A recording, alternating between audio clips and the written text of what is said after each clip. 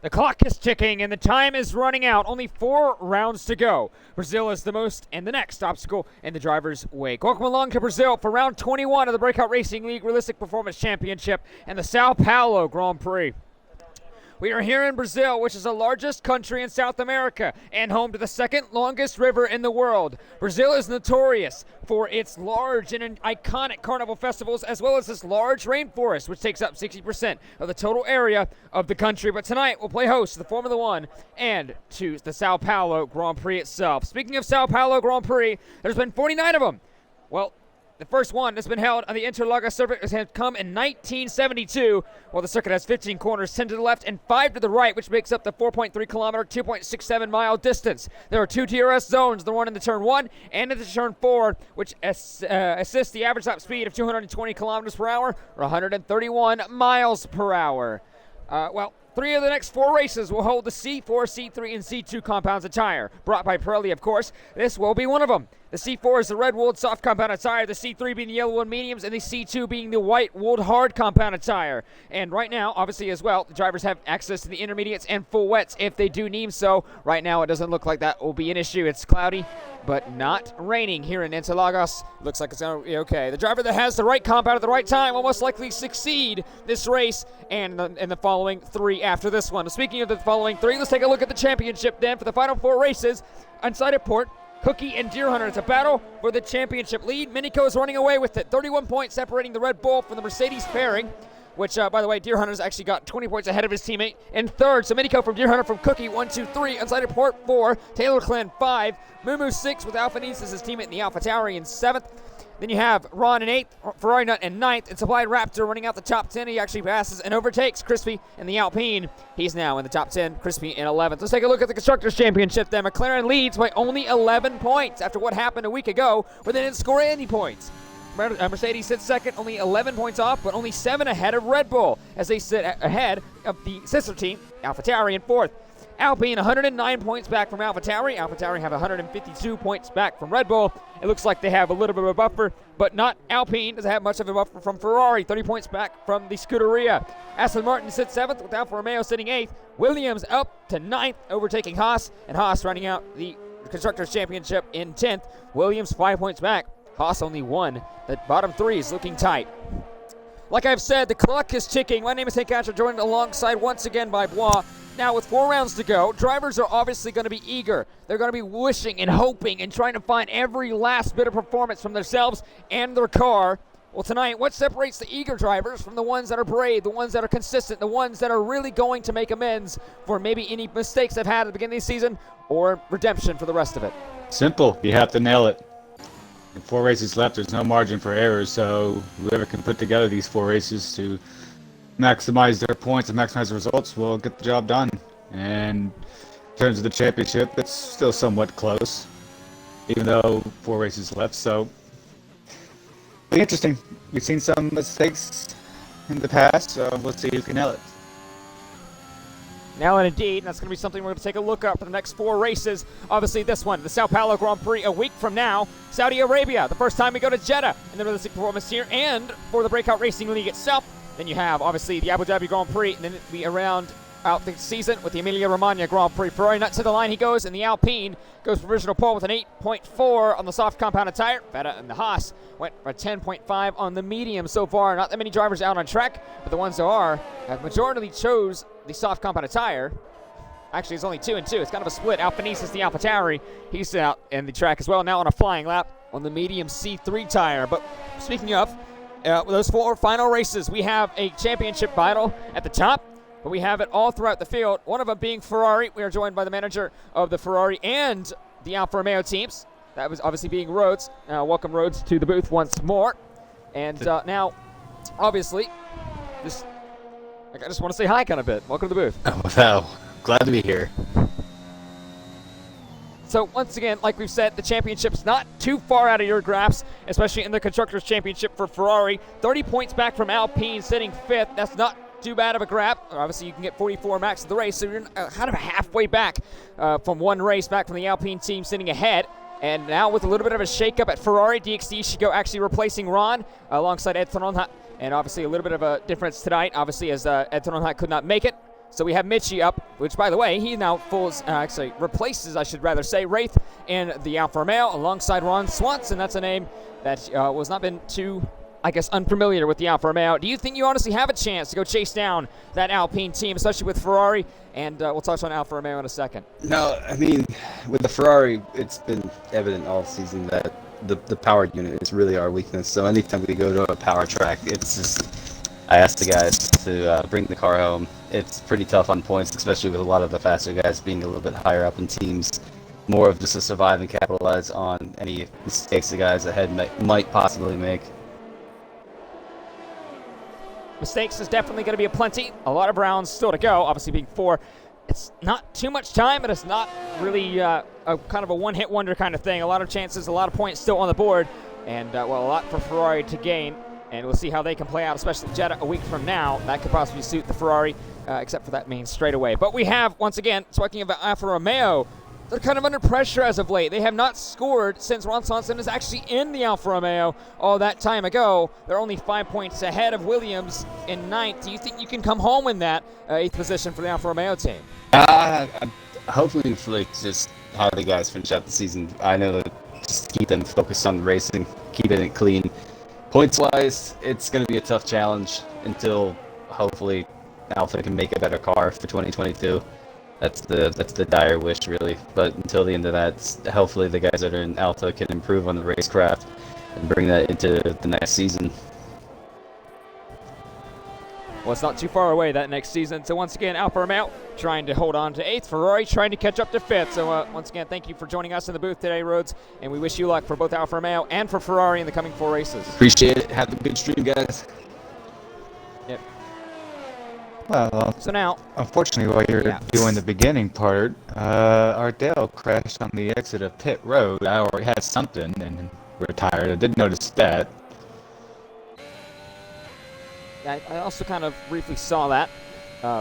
Well, not literally what happened on the circuit, but we did see what happened in the timing sheet. So he will be in the bottom 5 and will be out of qualifying 1. His teammate Ron Swanson is going to go to the line this time. By Mitchie goes up to 7th ahead of Bald Guy in the Haas. He actually goes ahead of his teammate by 3/10 Feta. And the other Haas, Alfanese, goes to 6th, by the way, on the medium compounded tire. Ferrari not ahead of him. 4th, Boss Cookie.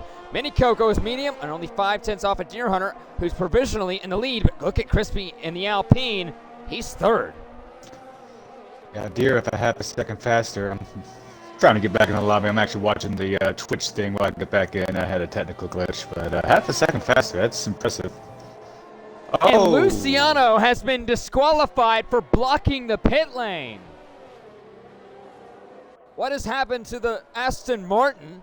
So now that'll put him at the tail end of the grid, and he'll start from 20th. Yeah, we saw Lewis Hamilton in real life do an overtake show, but that's going to be very costly here. It's not one of the easiest places to pass. You do get 2 long straights, but it's sector 2. That's going to be hard for Luciano to recover from. It will indeed. Now it's going to be interesting, really, to see how far he can bring that Aston Martin up the grid. Speaking of the grid right now, almost everyone in the top 15 have set their times. Crispy has retired, and that, I believe, is in the pit lane. Yellow flag through in the Decider de Lago. I believe that's a McLaren, and I believe that is unsighted port, maybe, but looks like everyone in the top 13 have set at least one time. Eniko also retires in the pit lane. Both those drivers believe they are safe, and, well, it being a 7.9 for both of them, I do not disagree. Wraith is the next one on track, actually, in 14th. He's going to go to the line around, well, at about a lap's time. He's going down into the Retro Pasta right now in the Aston Martin, but he has behind him Tom Lesteth. He's yet to set a time. He's come out of the pit lane. He's actually new for the Red Bull family. Deer Hunter goes for original pole by about a 10th or so increasement. From Mini Cope. We have DXC Ishigo, once again the new man in Ferrari, back in Scarlet Red this time for a full-time seat compared to a reserve he's had a couple of times already. Mumu in the Alpha Tauri, once again trying to do the best he can, going in the double right of 6 and 7, now into 8 now. Yeah. To see what he can do in the Alpha Tauri. He's off the pace. He had an issue off of turn 3. Don't know why, but he got off the track, so I think he's just regrouping to start another attempt. See how that plays out for him now. Remember, there's still a lot of time left in this session. Wraith kind of sliding through. By the way, Wraith is now a full-time contracted driver for the Aston Martin team. And Crispy Oh, has gone up to second Deer because Hunter. Deer Hunter's out of the qualifying. he's crashing about the same area where Lewis Hamilton crashed, I want to say in 2018, 2019. Where he, I think, 2017. was it 17, where he clipped too much curb and went flying and hit the barrier. So that's going to be interesting to see how this unfolds because, he's only 31 points out of the championship, and we mentioned it earlier. You don't want to make the mistakes, and that's going to be costly. That is costly indeed. Wraith goes up to 12, but now it's going to put Deer Hunter starting P15. Barring any changes, I don't think there's anyone in the bottom 5 that can really beat that time enough, so he falls out of that 15th position. Because right now, he is the quickest time on the tables. He is 6 tenths. You see him 6 tenths under Minico's time. He did about a 7.2, so no one's going to beat that out of actually the grid. And if they do beat him, it's not enough to move him down into the bottom 5, so he should start 15th theoretically. Toneless Death will start his flying lap, the first in the Red Bull for Milton Keynes' team. We'll see what they can do. That's about the only into one. the Retro Pasta. That's not the only one that has the car able to beat that time, but I don't know if Toneless can beat that time. And Manico set his time on medium, so we've not seen the true pace of the Red Bull in qualifying yet. Possibly so. But even then, see, I just don't think. I don't know why he necessarily was out for a third lap. Yeah, I would agree to that. He pretty much nailed a lap that was good enough, unless he wanted to see another lap of. That was still in the original set. So yeah, I agree. Yeah. Mitchie's on purple sector too. Well, Toneless Death going through the final couple of corners. Now through 15, he goes in the Red Bull the first time in the car. And he goes up to provisional pole. A 7.5. Well, so Deer's going to be 15th no matter what, I guess, because... Oh, wait, he didn't beat the time. Never mind. I messed up. And even if he did beat the time, regardless, he would not be out of the bottom. He would not be into the bottom 5. Because that would mean everyone behind him needs to actually beat that time to drop ahead of him. Yeah, I spaced out for a second. I wasn't expecting Thomas to go to pole, so that's a really good lap. They moved on from Tweaking a week ago, which, by the way, we send regards to Tweaking. He was caught up in an accident before this race. He was supposed to be contracted under the Haas. Bald Guy is filling in for him, so we send him prayers and good wishes from us in the Breakout Racing League Realistic Performance tier as he, kind of recovers a bit. I don't think he's harmed, but a little shaken up. No offense to, I heard what happened, and the first thing that came fleeting to my mind was Juan Montoya in Austria. But it's good to hear that he's okay, because hitting a deer is very dangerous. Can be. So, hope you get to feeling better. That indeed, and that's, let's hope he can be at least cheering his Haas teammate and Bald Guy Racing, who reserved in for him at the last minute notice, I should rather say, from the sidelines. But the Sao Paulo Grand Prix qualifying 1 is almost done. The bottom 5 at the moment: Feta Cheese, Ardell, DXC, Ishigo, Mumu, and Luciano. Being disqualified from the session for blocking the pit lane. By the way, Mumu goes up into the top 10 in 8th position, so that drops Bald Guy down to 16th. He is now the first driver below the cut line. The driver at risk is going to be Mean for not Deer Hunter. Deer Hunter, remember, is provisional pole with a 17.2, so theoretically no one's going to, dethrone him from that 15th position. So the time to really beat to get up into the top 15, more specifically 14th, will be Mean Ferns, and about 4/10 separates the Haas and the Williams driver. And Feta is also on a flying lap on the soft compound tire, but DXC Ishigo is to the line. Can he do anything? Can he improve in the top 10 of the Ferrari? He does, up to 8th. So now puts Mean Fern below the cut line in 16th. Raptors now the driver at risk. I was going to say, it's nice to see both Williams so far in the top half out of the bottom 5, and then DXT decided to change that. But it's good to see Williams actually being more competitive. This could be a track that could favor more Ferrari. We know their engine and their straight line issues. Well, here, don't really have that as much of a factor, so see how that plays out. Definitely.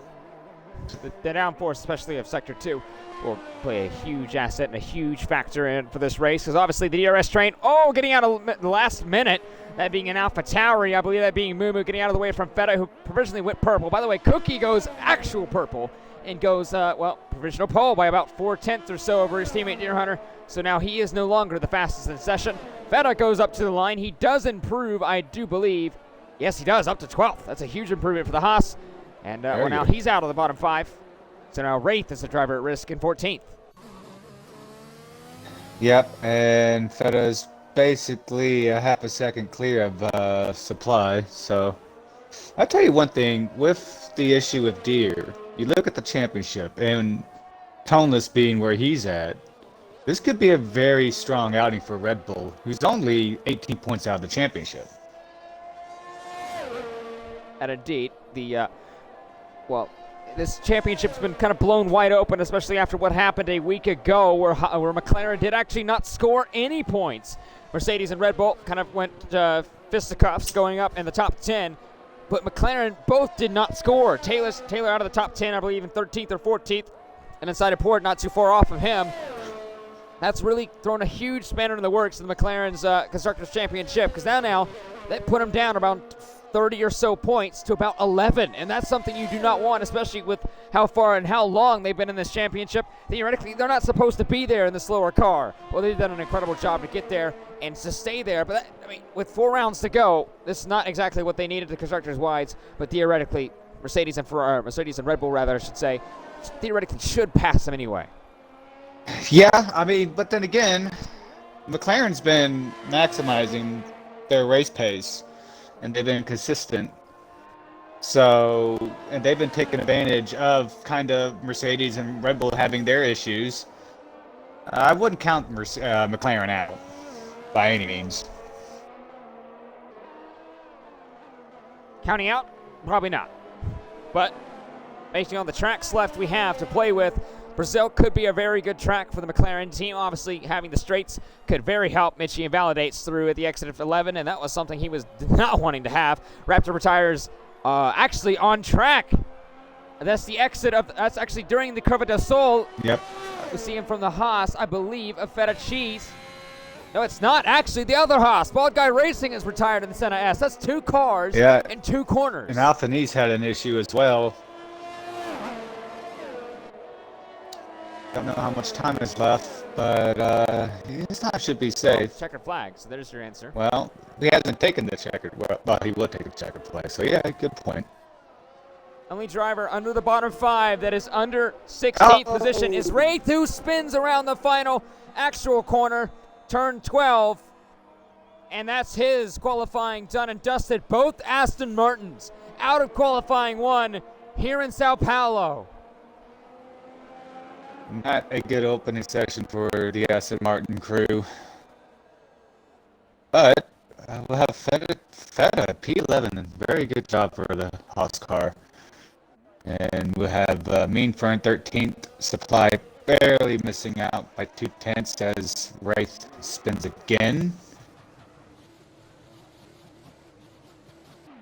So Well then, that was a session. yeah, start off the bat with 1 retirement, and then the last minute or so we just had mayhem there with Bald Guy and Supply having issues, so be interesting. Well then, chaos kind of dies off. It picked up, then died off indeed. So, qualifying 2 will be up in a minute's time, probably even less than that. Qualifying 1, though, on the other hand, is done.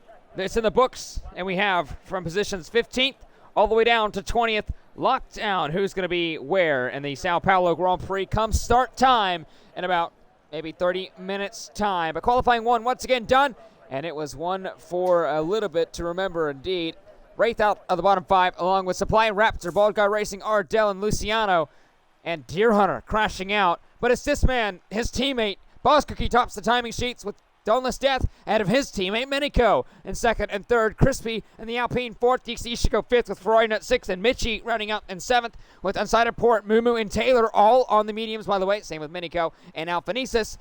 When you have an 11th, Ron Swanson in the Alfa Romeo, Beta, Alphanesis, Meanfern in the Williams makes it into qualifying 2, but Deer Hunter crashing out, Supply Raptor, BRL Wraith, Bald Guy Racing, Ardell, and Luciano all out of qualifying 1. And now we have 14 positions to determine who starts where in the Sao Paulo Grand Prix. Yep, Aston Martin with their battle. Well, not really a battle. They're 26 clear of Alfa Romeo, but if we get one of those wacky races where you get a jumble of a finishing order, this could help Alfa Romeo because Aston Martin, That is the major talking point, too. Aston Martin out of qualifying, both of them. I'm looking at something in the chat.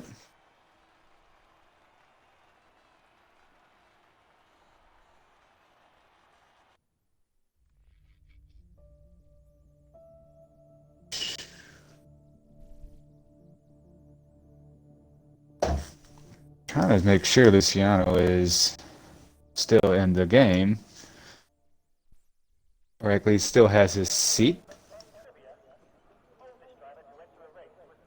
Ooh.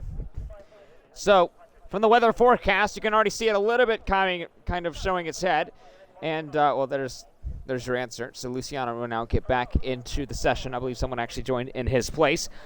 But, well, now the forecast calls for a rain start.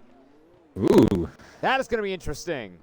Is it a confirmed rain start? Because this changes whatever you want to do here in Q2.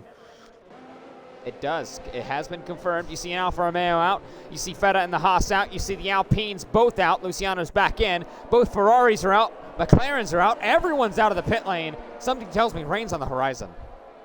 Yeah, and they're all on softs. So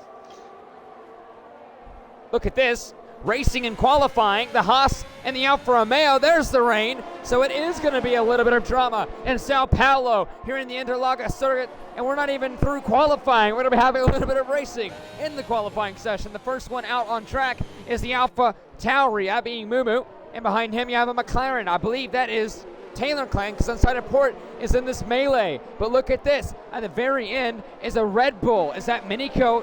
It is not. It's Toneless Death. Minico is in the first one of these queue, the third in line. That's going to be huge. You see an Alpine overtaking a Williams, and the Williams actually staying ahead. So now you're going to have Mumu will start his flying lap. Taylor Clan will start his flying lap. Minico will start his flying lap. Then you have the Williams. Then you have the Alpines. And then you have the Haas. And then the 3 Ferrari-powered cars. DXT should go Amici, and then Ron Swanson all starting their flying laps. Cookie starting their flying lap. Everyone's out on track, and there's rain.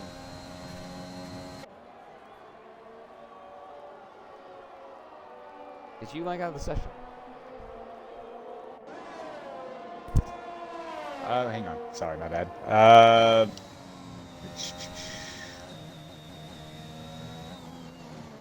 Because it said you left. I left to make sure Luciano still has his seat. That was asked by Taylor. All right. And well, he is, so now back on this topic, my by bad. the way. Back on this topic with the rain. Minico is invalidated. Taylor Clan is clean, and Mumu has the driest track. This could be a very, very bad thing, I guess you could say, to what happened to Minico. Yellow flag through the middle sector. To the line, Mumu will go. He'll be the first one across the line. That is an 8.3. Taylor Clan, he goes across the line, an 8.3. Mitchie is actually retired and crashed out on the turn 13 exit. Mumu is Crispy stopped at on the front 8.7. stretch. Port an 8.3. Meanfern at 10.0. Feta a 7.7. Ron a 7.5. I'm sorry, a 9.5. Boss Cookie goes a 7.4. Toneless Death going to go across the line. He's now next behind the Alpha Tauri of Alphanesis. He goes up to 5th. Toneless to 2nd. Is not raining as much as we thought. DXD should go invalidated. Minico invalidated. Ferrari not invalidated. How will that affect them? Is the track going to be a lot wetter? Are they even going to have a chance to set a representative time? It's going to be very, very close. With how much moisture is now hitting the track, he needs to nail it on this lap. He hasn't invalidated yet, but Nico hasn't.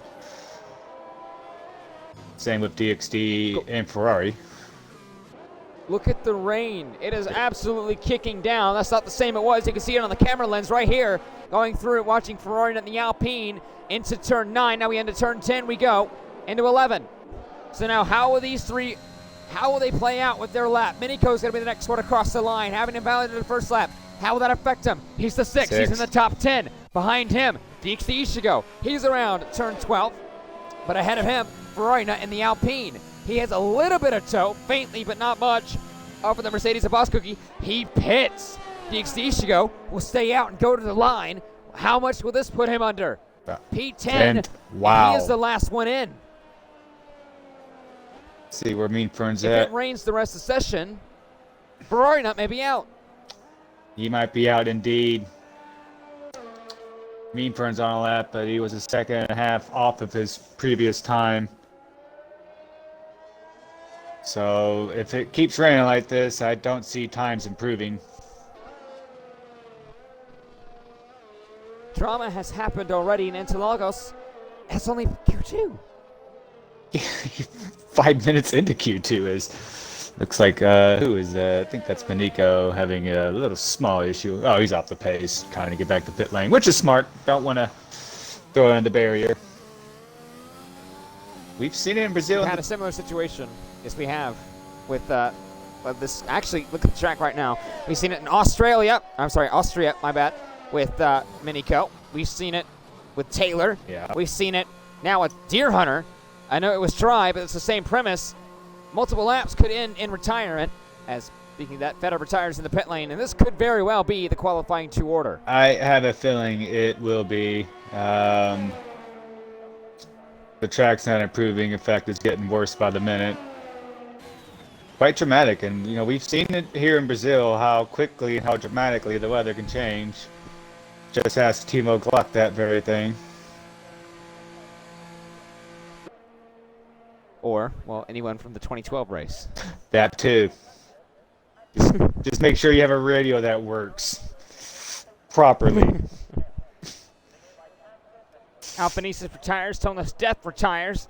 Well, both McLarens have retired, but this could very well be the order, and that's probably what it is going to be, the order. All the drivers retiring. Well, which brings up the question. We're going to have what... Yeah, well, Boss Cookie just answered my question. Would we see anyone go on inters and have a reconnaissance run? Why not? If it's going to rain in Q3, why not get yourself some data here? And Ferrari has bolted on the soft compounded tire. At this point, it's too late. Yeah, there's no point. Sometimes discretion is the better part of valor, and he's got nothing to lose. You're P14, so it's why not? It's worth a shot, but it's Jesus, it's wet. Is that Mitchie's wheel still on the track? Very well could be. I think it is. Crashed out of qualifying. So now, by the way, as it stands, Deeks Ishigo, the Ferrari, gets in on his first outing as a full contracted driver for the Ferrari team. And he now is going to be in with Crispy, the other Alpine. He's going to have a one flag racing, I guess, one horse. Oh! Speaking of, Ferrari nuts around. Lost his entire front wing at that as well. She gone. So that'll pretty much be his session done. Yeah. And on track as well. Ooh. Wow.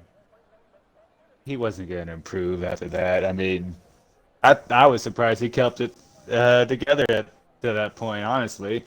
Nothing gets him. It's just the conditions are treacherous. Yeah, the Curva de Sol looked a little sketchy, but he kept it going through and down into the Retro Pasta. And it looks like Boss So now it's a Cookie waiting is game. out. Well, no, Boss Cookie's There going you to go. go out, and he's going to run some laps on inters. I think this is a brilliant decision. Why not? I mean, if it's going to rain in Q3, you know, why not get yourself some information here? As long as you don't crash. That's a good point. I mean, there is a kind of a double-edged sword with that, but, you know, Cookie is still in this championship, and if whatever he finds here can help him gain knowledge going into Q3 that could have him get on pole, at the end of the day, it's worth it.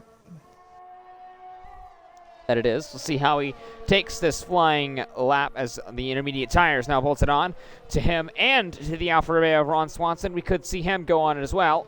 And Meadfern also has not retired, actually, as soon as I said that. So now it's Ron and Cookie, both yet to retire, and both thinking about a little bit of a venture out to the intermediate conditions. We'll see how they play out. Boss Cookie going now into turn 11, and Ron is in the pit lane. So 6 minutes left in qualifying 2. This is pretty much the order you got. Cookie from Tonlestad for Mumu. Both McLarens have tailored an unsighted port. Minico, Alphanesis, Crispy, Rod, and the Alfa Romeo, by the way, a second time in just about as many races. And Alfa Romeo has gotten into qualifying 3. DX Ishigo in the Ferrari. He gets to 10th with Feta, Meanfern, Michi, and Ferrari Nut. And the bottom 4, the bottom 5 obviously be completing with that, and 15th being Deer Hunter in the Mercedes. So now it's these two, up to Ron Swanson and to Boss Cookie. How do they feel on the intermediate conditions? Well, we're going to see what the lap time will be.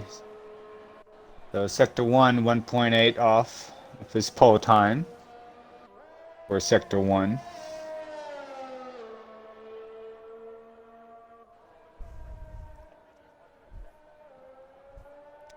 So now this part of the section is going to be a little bit difficult in the dry and the wet. So this actually could be very crucial for Cookie to get a little bit of knowledge, a little bit of reconnaissance about what he's going to do in Q3 if it does stay these conditions, because it very well could go to full wet conditions here in qualifying. And if that's the case, we could have a little bit of the same showing we had in qualifying 2 and qualifying 3 in about 5 minutes time. But now we have Cookie going around the final corner he goes, so he's going to complete his first reconnaissance lap on the intermediate conditions. And we'll see what the Mercedes can do theoretically coming to the line. It's going to be a 1:15 or so, maybe 1:17. 16:9. So about 9.5 seconds off. Is that good? I don't know. We'll find out in about 5 minutes. Yeah, he did complete the lap, which is crucial for his qualifying session right now. It could have found a lot of information for his qualifying lap in about 5 minutes from now. Second time around, I can't tell if he's still on the pace or not. He was about 4/10 slower this lap than he was his previous lap. So, obviously now with the forecast calling for a wet start and a little bit drying at the end, I mentioned that 2012 race. There's been a lot of comparisons to that 2012 race already. What a race that was. I mean, yeah, it was kind of weird because where this kind of track is at, it's Interlagos between two lakes, and it kind of just changes. And it could be cloudy 1 second, and then the next second the skies can open up, and then when you think, oh, it's going to be like this, then it'll stop, and it can be very, very tricky. Oh, Boss sliding it up a little bit on entry, and that will be the end of the session, I believe. I think Ron Swanson also retired. Yes, he did. He said it not to go out. Well, that will conclude Q2. So yes, it will. It's kind of been an interesting qualifying session, and it's going to be one we're going to honestly think, well, there's a lot of shuffled at the grid. We could find out to have a crazy race come race time, the Sao Paulo Grand Prix. But in qualifying 2, Cookie tops the timing sheets of what was a dramatic qualifying chance for, I guess basically it was a one-shot qualifying for a lot of these guys. Tonlestad in second, then you have Mumu in the AlphaTauri third, with 4th and 5th being the two McLarens. Menico in 6th, Alphanese is 7th, Crispy in 8th. Then you have the Alfa Romeo of Ron Swanson, once again, the second time in just about as many races. And an Alfa Romeo has gone to qualifying 3. DXT Ishigo in 10th, round out the top 10. And the challengers for qualifying 3, Feta in 11th, Meanford in 12th, Michi in 13th, Brian Nutt in 14th. That rounds out your classification for qualifying 2. Yeah, quietly, we didn't mention them a lot. AlphaTauri had a very good Q2 session to get both cars in. And so does McLaren and Red Bull, which is very important in terms of the championship. Some championship implications already showing their head here in Sao Paulo. We'll just move from that Oh, it's wet conditions. It's pouring. It's wet. And that is, the race director says a little bit, it's intermediate so far. At least the drivers have bolted on.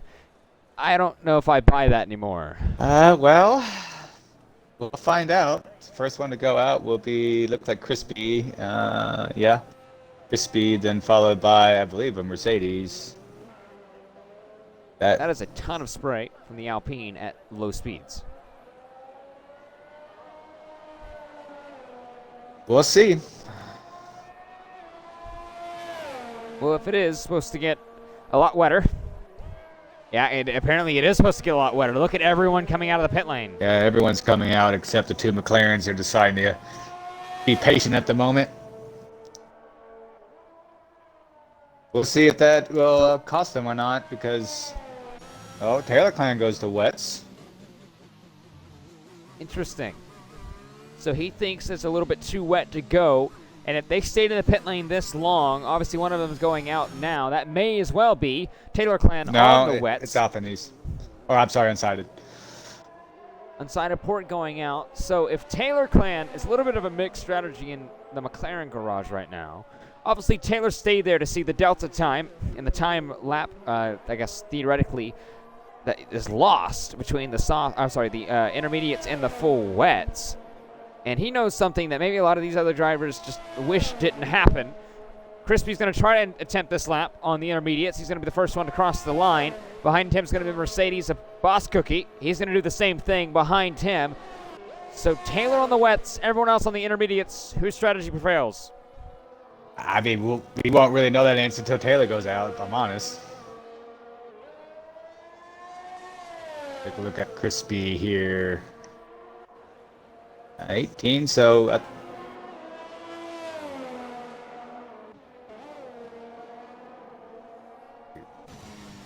Boss Cookie did a 18.7.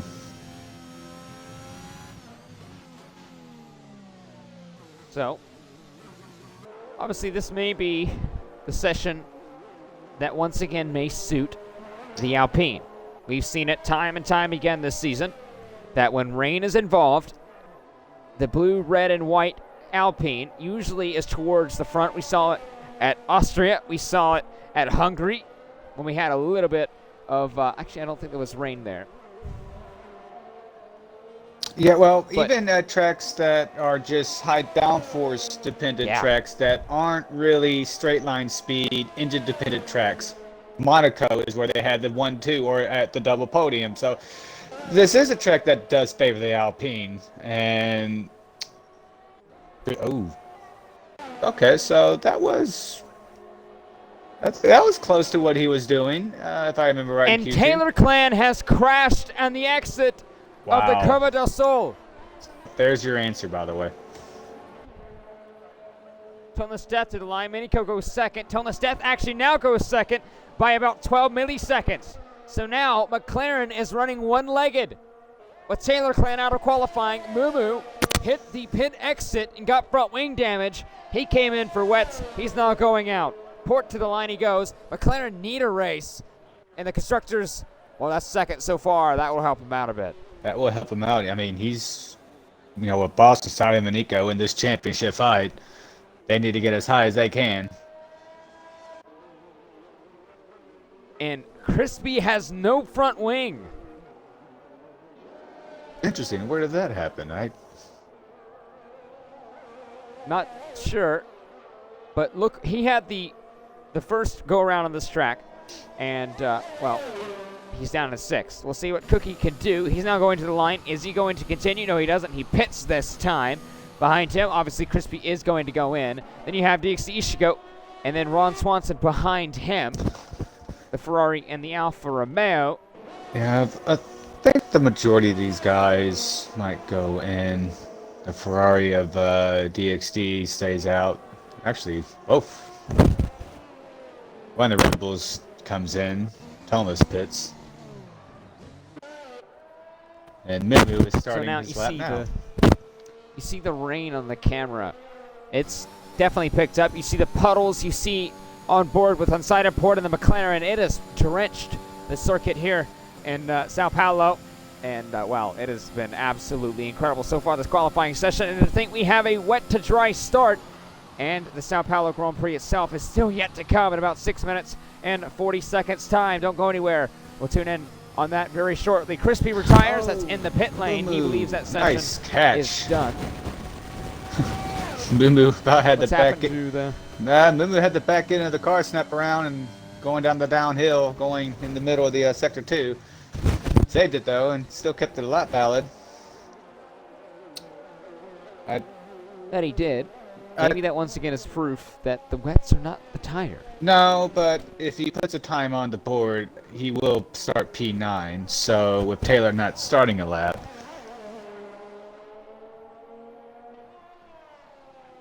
Let's see, yeah, he's not gonna. He might threaten Ron, unknown. It's coming to the line. Everyone else in the pit lane except for this and a couple others. Yeah, he did. Oh, so does. P8. Even with that bit of a mistake, the Alpha Tauri gets up to 8th. Now splits the 2 Ferrari-powered cars. The other one, Alfa Nisa's now going out on the wets as well. You see him in the pit lane exit, not too far behind. There he is right there. So Ron's on another lap in the intermediates, going now into turn 7 and 8 in a few seconds' time, through 7 now. Alfa Nisas is out, but the other car that was out, DXC went into the pit lane, and side of port was the other one. Well, Manico now has wets selected. Let's see if he will go out on wets. Same with DXD should go. The interesting is that we do get movement. Looks like Manico is going to leave on wets on pit. So normally one doesn't improve on wet compounds versus the inters, but we'll see. Maybe those inter runs, maybe at the end of the day you were right that they should have done wets, but we'll see. One thing I did notice is, well, Mako wanted to do a couple more runs. Either he was hampered by some traffic in front of him, being the Ferrari of DXC Shigo and Ron Swanson in the Alfa Romeo, or just the times weren't necessarily comparable to what he wishes, because I honestly think he maybe could try to improve on the wets. Remember back to Japan not too long ago, it seems like sometime if you hook the tire up, especially on your wet run, if your intermediates weren't right, as Alfa Nisas had a huge slide at the Curva del Sol, if your intermediate lap is not good enough and you find the absolute perfection on that wet lap, you could definitely beat it.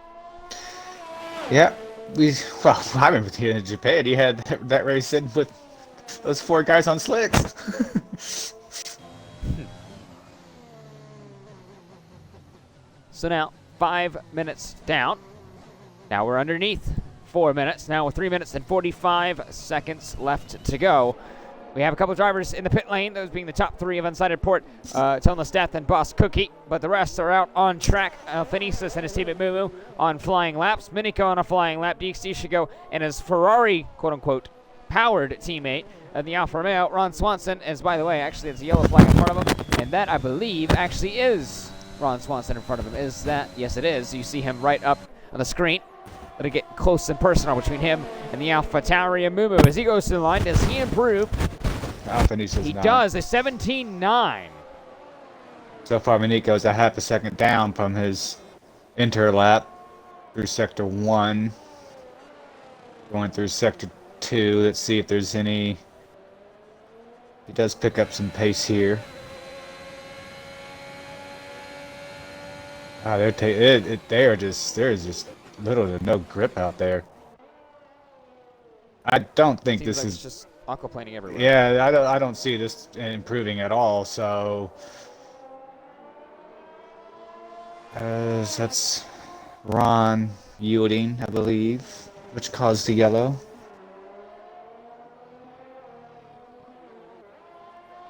I didn't catch a Sector 3 time, but it's not gonna do it. He knows it. Brings it into the pits. Safe call with that. With that, I honestly think this could very well dictate the finishing order, barring maybe what Mumu could do, because we've seen he's had some pace on this wets. He's only 6. Actually, he's about less than 2/10 or so off of DXC Ishigo in the Ferrari. But right now, do you honestly think any of these drivers can get anything more out of this? Well, I just don't think it's possible. We'll see unsighted. He about matched his sector one time. Oh, he almost lost it. And does he invalidate with that? No, he doesn't. Interesting enough. Ran a little bit wide. He matched basically his sector one time. Let's see if he can match the sector 2 time. He looks like they have a little bit more grip than what Miniko had on the wets, as he's retired in the pit lane. And let's see what his sector 2 time is. Oh, he spins, so Oh! he might have enough time to get it straight if he's got the fuel in the battery. He does have the battery to start another lap. He has a minute left, so we'll see what he decides to do. Cookie's also on a flying lap, not too far behind him, kind of taking it methodically through into turn 12 in a couple seconds time. Through turn 11 he goes now. Oh. That's why he's taking it methodically. He has the front wing. Sida's going to have another go.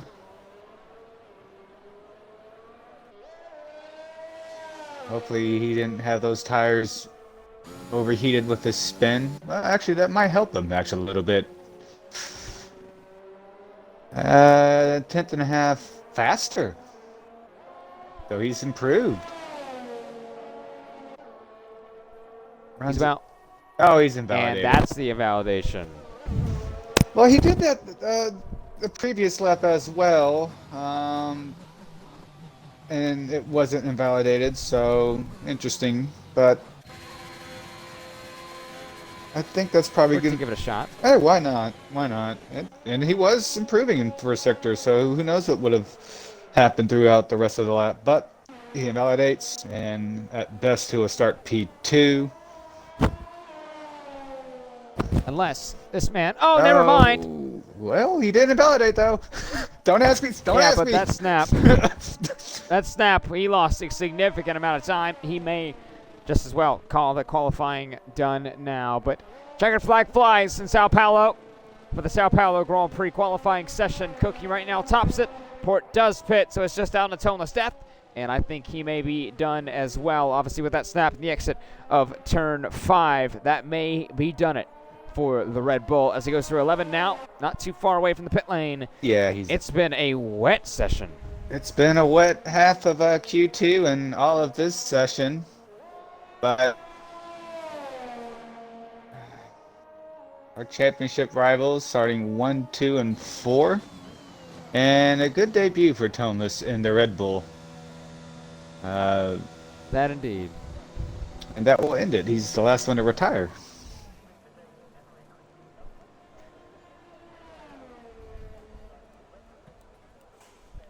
So the question is going to be is how wet is this start going to be? Are we going to see all inters, all wets, a mixed bag?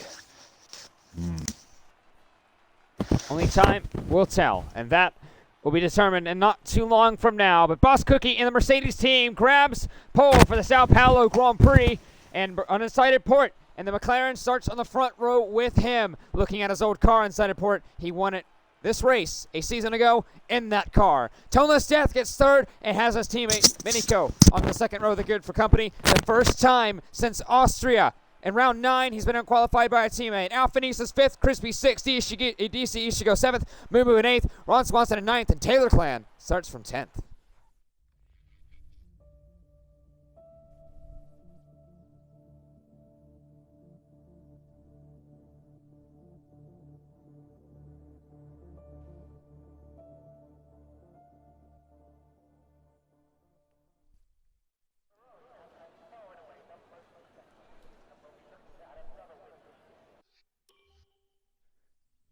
Well, that'll answer your question. Intermediates at the Grand Prix start. This will be a fun one.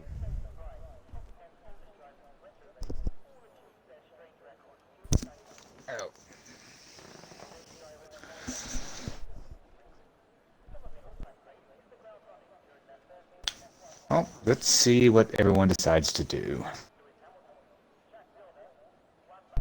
Well, they only have, I believe, the selection of intermediates and full wets, and I don't think they're going to go on the full wet compound of tire. And we see in the Red Bull garage a couple sets of intermediates already kind of just sitting there. Well,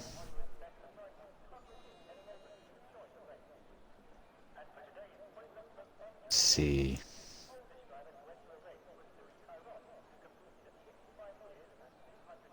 Guess we're waiting for the lobby to wake up.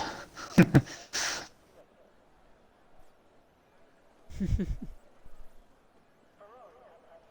was the last time it rained in Brazil? Was that the infamous Max Verstappen race?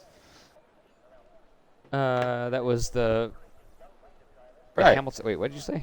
The last time it rained in Brazil, real life, that was the I think it was 2016. It was 2016. I think so.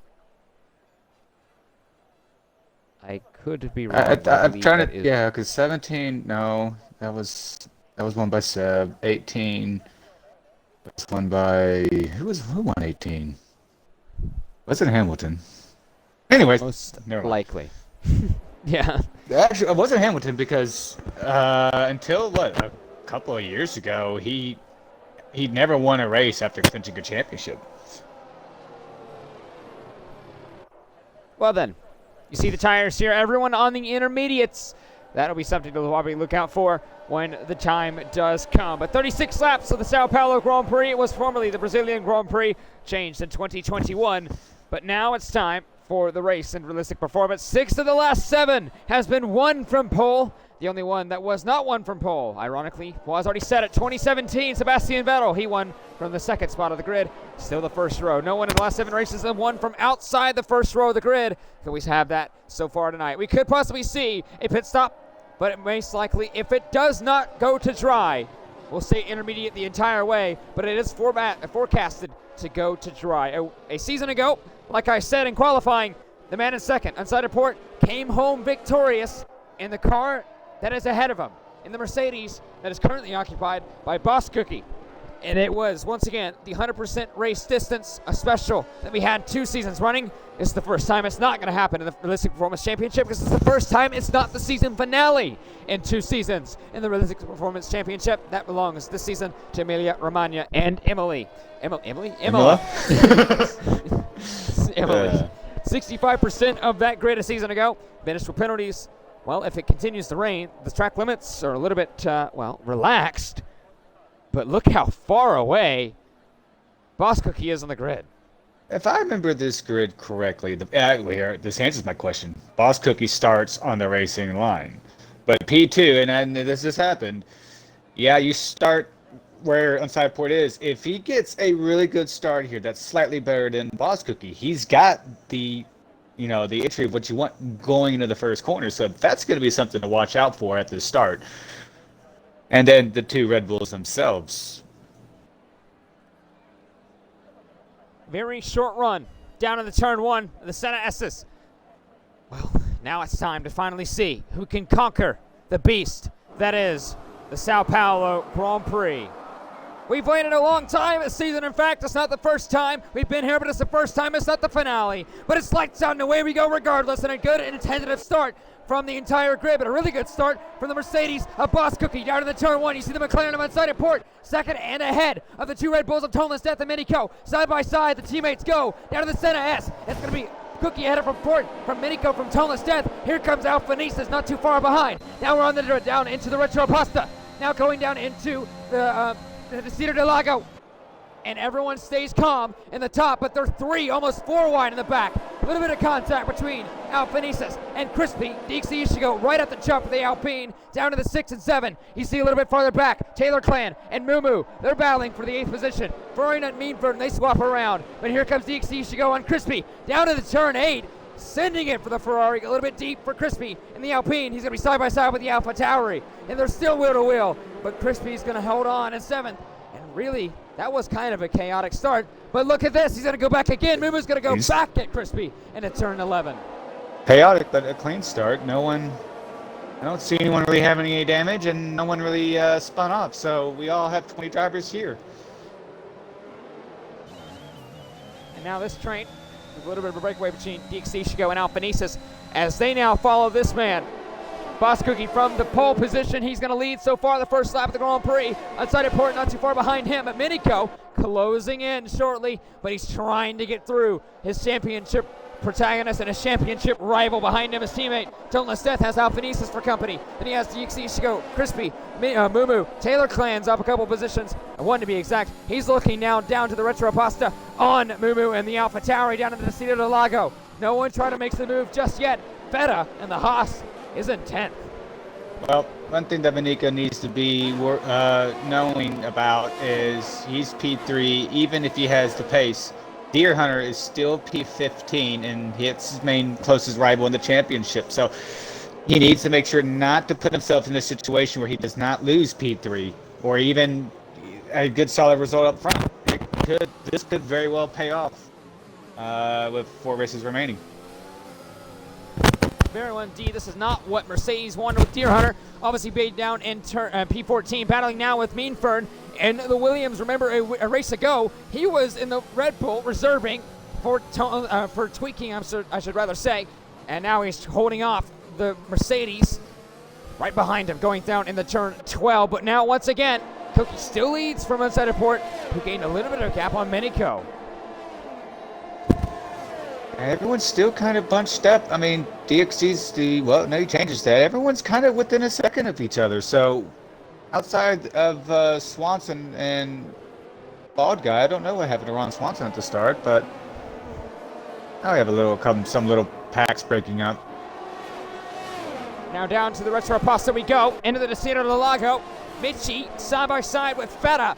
Down, there's a little bit of contact, still banging between the two Ferrari-powered cars. The Ferrari on the left, the Haas on the right, and now it's the Ferrari in front and the Haas behind. Running wide, that being Deer Hunter still desperately trying to get past. Mean Fern and the Williams just cannot seem to find a way through on the Mercedes-powered car. Looking into turn 8 once again, just cannot find a way through.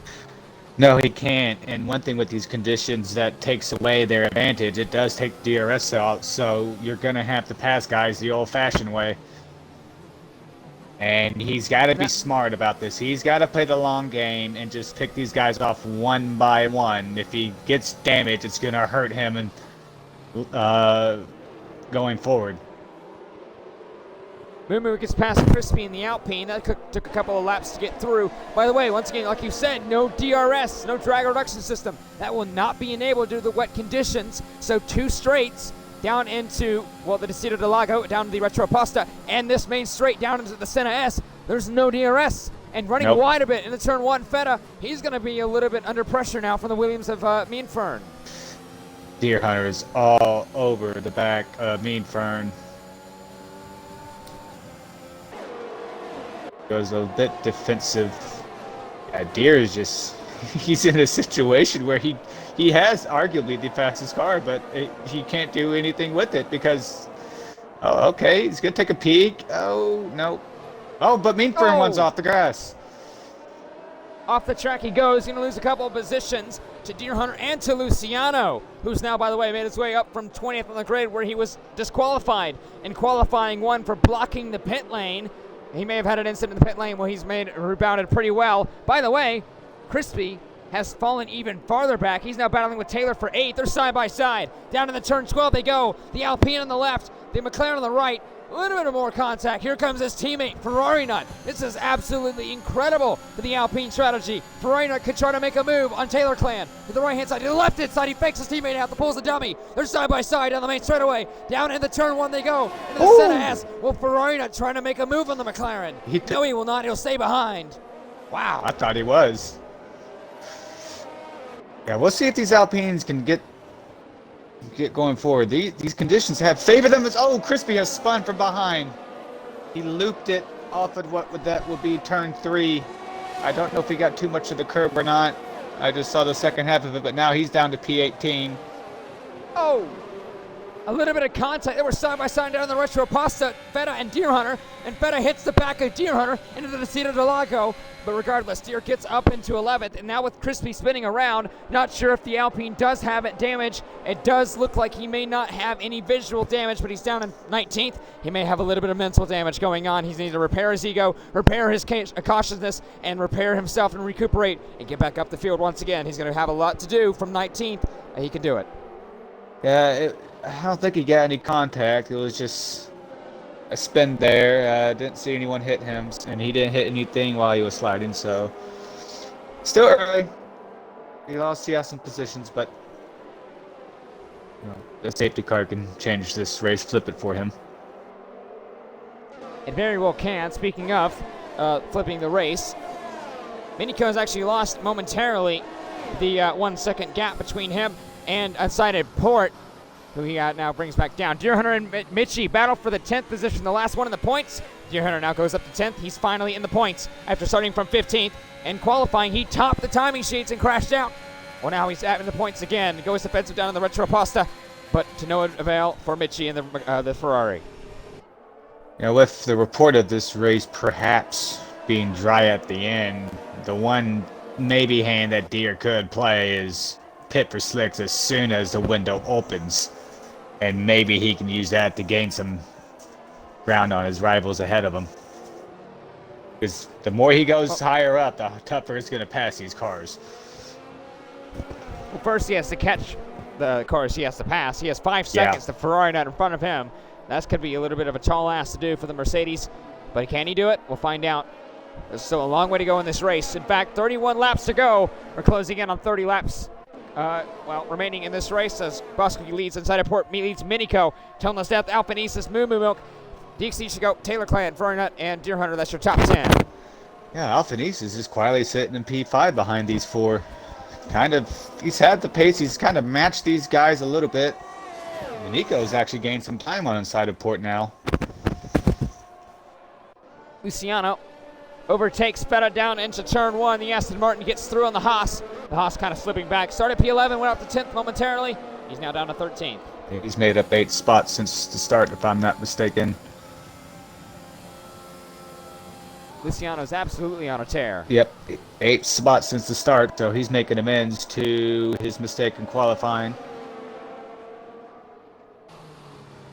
Speaking of mistakes in qualifying, Taylor Clan closing in on DXD Shigo. Crispy with a 3-second time penalty applied to the end of his race time for multiple warnings and track extensions for the Alpine. That will definitely hurt him. But Taylor Clan, remember, he crashed out in qualifying 3. He had that opportunity, that chance to possibly be by his teammate, maybe even beat his teammate. But the qualifying error kind of stunned him a bit. Now he has Taylor Clan to kind of go after right now. The DXD Shigo machine, the Ferrari ahead of him. He's not too far away, but he has Ferrari Nut and the Alpine right behind him. He's not been able to drop him. Yeah, looking at these front 3s. Unsighted Port is just sitting there. I don't know if that's the pace he can do, the most he can do to keep up with Boss Cookie, or if he's just being patient. Well, down to the turn 1 we go. Between DXD Shigo and Taylor Clan, they're side by side, they're wheel to wheel. And the McLaren will get the upper hand down into the Curva de Sol. But down the Retro Pasta, will DXC should go fight it. He loves Suet. He loves Suet here in Interlagos. He's not going to challenge the McLaren this time by down into the Descida del Lago. He stays in 8th. He's dropping back a bit. Taylor Clan's making a little bit of moves, up 3 positions already. Yeah, behind these, Deer Hunter has not really caught these guys. He's actually lost half a second since passing. Who did he? I think it was Feta when he. Mitchie? Okay. But he's not really he's not really catching these guys, so. No, he's not. And right now, same could be said with Taylor Clan. He's not really pulled away too much between these two behind him as he goes through that middle sector. But speaking of pulling away a bit, Minico is once again outside of that 1 second gap, that dirty air of not 1 but 2 cars in front of him, not really helping so much. Port's been able to stay there. And by the way, Minico has been going offline a bit. Same with, I believe, Toneless Death, the Red Bull, his teammate behind him, trying to put a little bit of water on those tires to cool them down. Keep in mind, the race is getting drier. Is it starting to get a little bit less rain? Get a little bit to the point where we need to start thinking about cooling down our tires as a driver? Well, if you want to cool them down so that you can make this a one-stop, then yes, because theoretically, if it stops now, you're probably going to debate about putting mediums. So, yeah, you want to keep your tires cool to actually push these as far as you can. Can they do it?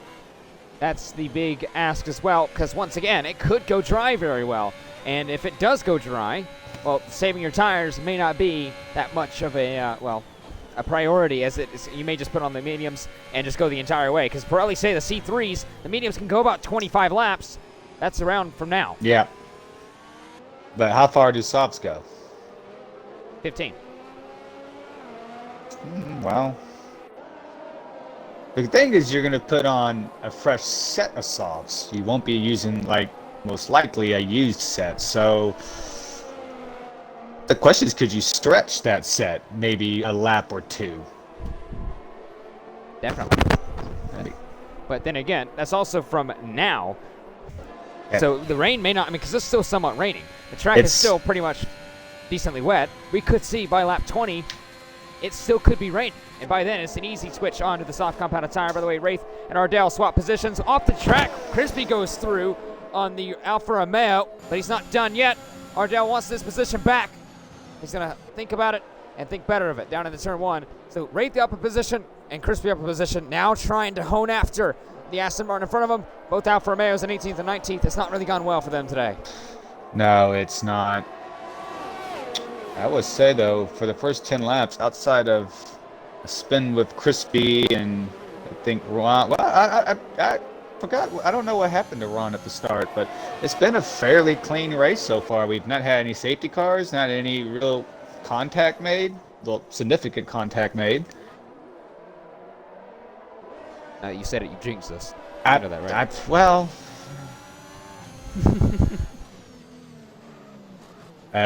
inside of Port is now closer to Boss Cookie. He's just ran the fastest lap. He's closed it by 3/10. He was 6/10.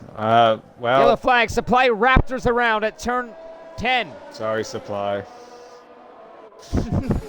Well, inside of Port, does he have enough? Does he have a run? No, he does not.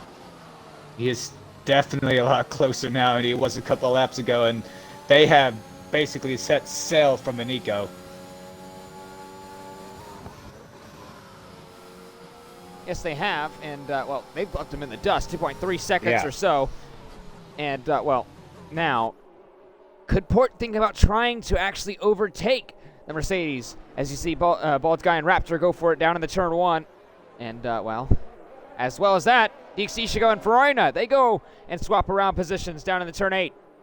The thing with these two here is, if they do have a go, they have to be conscious of where they're at. I mean, one slip, one mistake, and their championship could be all over. Very, very true, because right now, the Constructors' Championship's not too far apart, but the Drivers is still a decent amount away. 30 points is right now what Minico has, his gap between the car behind, that being Deer Hunter. 31 to be exact. 51 points is between him and Cookie. So one slip up, and with 3 rounds to go after this one, there's 104 points on the table. And after this, there's only about,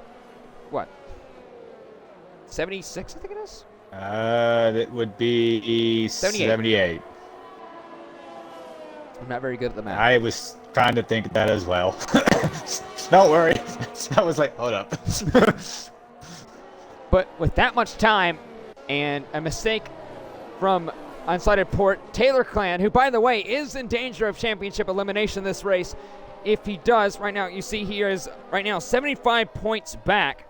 He cannot be outscored by Minico by more than 3 points. And right now, it's definitely happening. Yep, and speaking of the championship, Deere is still sitting P10, and he's not really eating up the time to P9. It's been pretty much that the whole time, and trying to look at people's battery stuff. One thing that is hurting him is he uses battery the most.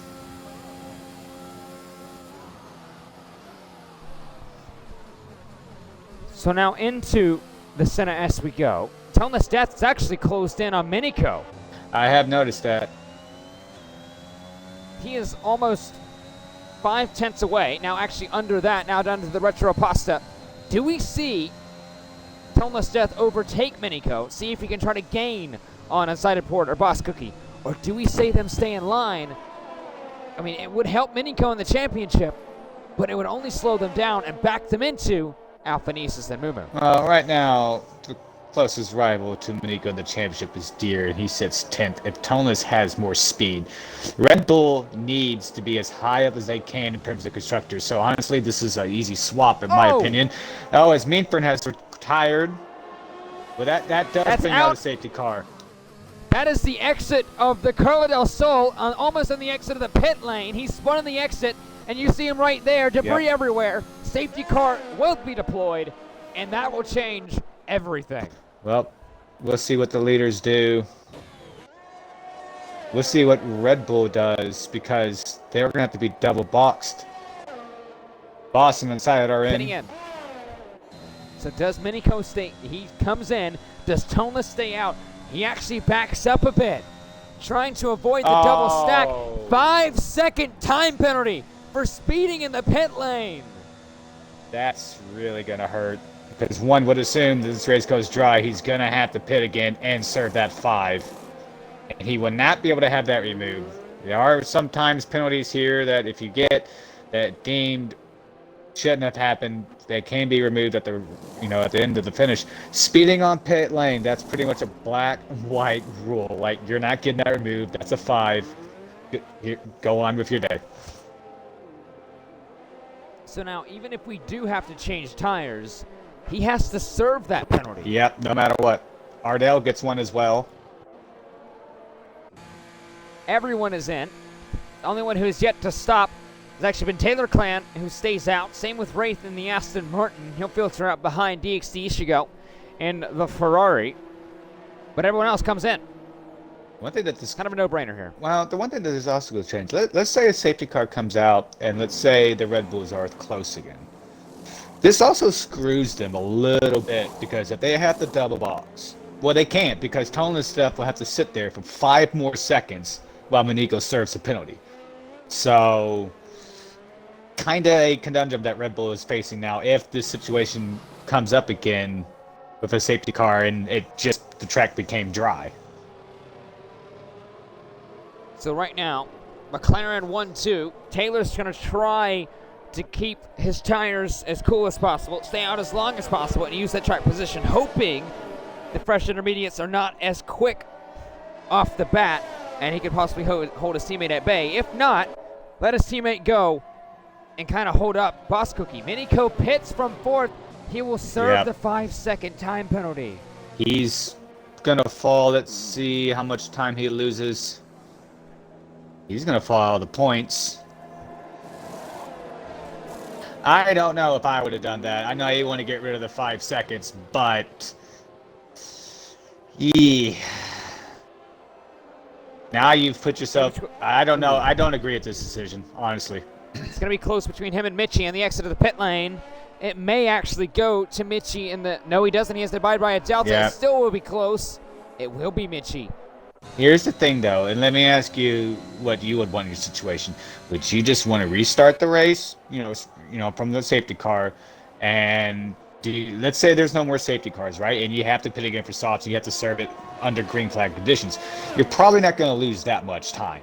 You're going to lose probably a couple of positions. Now you go from P4 to 12. You're out of the points, and now you have to work your way up the hard way. We've already seen this with Deer. It's very, very hard to move up forward. You're putting yourself in a situation to where you could potentially, something could go wrong and walk away here with nothing. 100%, because right now he's back with the pack. Yeah. And, these guys are not going to try to kind of heel over and get out of his way. Oh, no. Luciano started from 20th. He wants points. He's in a championship battle with the midfield, and Deer Hunter's ahead of him, and he has Wraith ahead of him in the Aston Martin, and you've seen how Wraith has gone off. He's been aggressive. He wants his championship to him. He doesn't care about who's leading the constructors, who's leading the drivers, and no, he shouldn't be. No, not one bit. So right now, putting yourself in this group, it could go 100% the wrong way and possibly even put you out of the race. I mean, look at where Ardell's at. Ardell's 16th. He's got the 5 seconds. Not now because it's too late. He's in a situation where, okay, Pitt, get rid of your 5. You're running 16th as it is. You're going to fall back to 19th. That is kind of like low risk in my opinion because you're not really in a position where you're going to get points at the moment. Where Miniko's at, you're running solidly P4, and they had the pace to where they were going to break away from the field, at least to where if he pits, serves a 5, he's still in the points. Now, Well, the safety car will most likely come in this time by, meaning we'll have about 20 laps of racing left to go in the São Paulo Grand Prix for round 21 of the Breakout Racing League Realistic Performance Championship. Taylor Clan leads. He yet to stop. Unsighted Port is teaming behind him. It's a 1-2 for McLaren once again with Port in third. I'm sorry, Unsighted Port. God, I said the same thing twice. Yeah. Boss Cookie third. There we go. Toneless at fourth with both Alpha Tauris of Alpha Nisas, then Moo in fifth and sixth. Ferrari Nut in seventh. DXC Ishigo eighth. Wraith ninth. Deer Hunter rounds out the top 10. Safety car is indeed in this lap. Then you have Luciano, Minico, Michi, Feta, Crispy, Ardell, Raptor, Bald Guy, and then you have Ron. We lost Meanford so far in the Sao Paulo Grand Prix, but it's going to be up to the McLaren of Taylor Clan. Remember, this happened at Mexico a couple of weeks ago in Mexico. Yeah. Unfortunately for him, it didn't go out so well. Well, He wants a rerun. he hits the throttle, so now we're back racing. If the rain stops and they have to go to the top, he does let Unsighted through.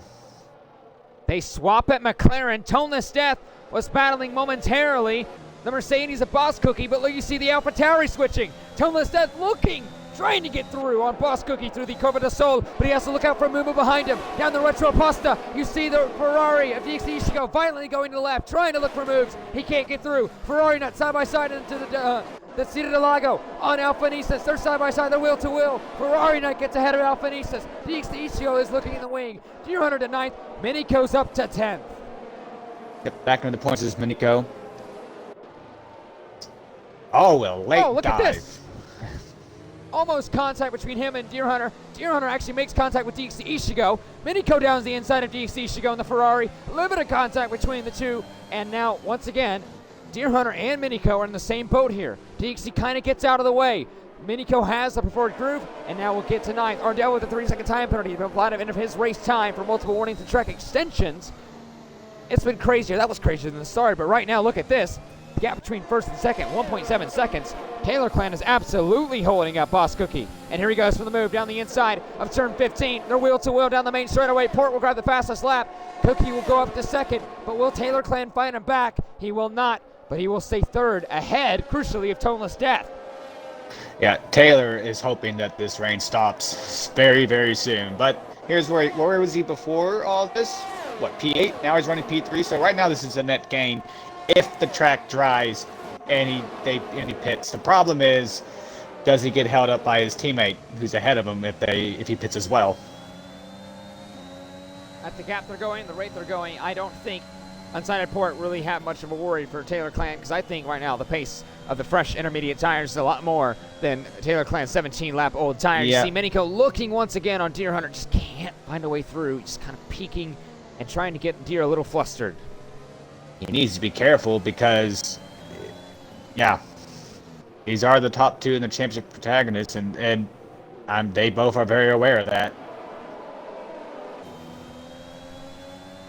Into 11. Now into 12 we go. Minico looking on it, late on the brakes into 12. He has a better run, but Deer Hunter will have a better run out of the corner. Alpha Nisas may have a better run on Ferrari Nut down to 14, now into 15. But we could see a battle between Minico and Deer Hunter down in the turn 1. Crispy's around again. Alpha Nisas down the inside of his teammate down the main straightaway. They're side by side down into the Senna S, and Alpha Nisas gets through. But look at this. Minico's around the outside of Deer Hunter. Oh, almost contact between the two. Alpha Nisas and Ferrari Nut. They're still wheel to wheel down the Curva del Sol. Now down to the Retro Pasta for the Alpine and the Alpha Tauri. They're still wheel to wheel down into the Cita del Lago. They're going to how will this play out between these two down to the turn 4.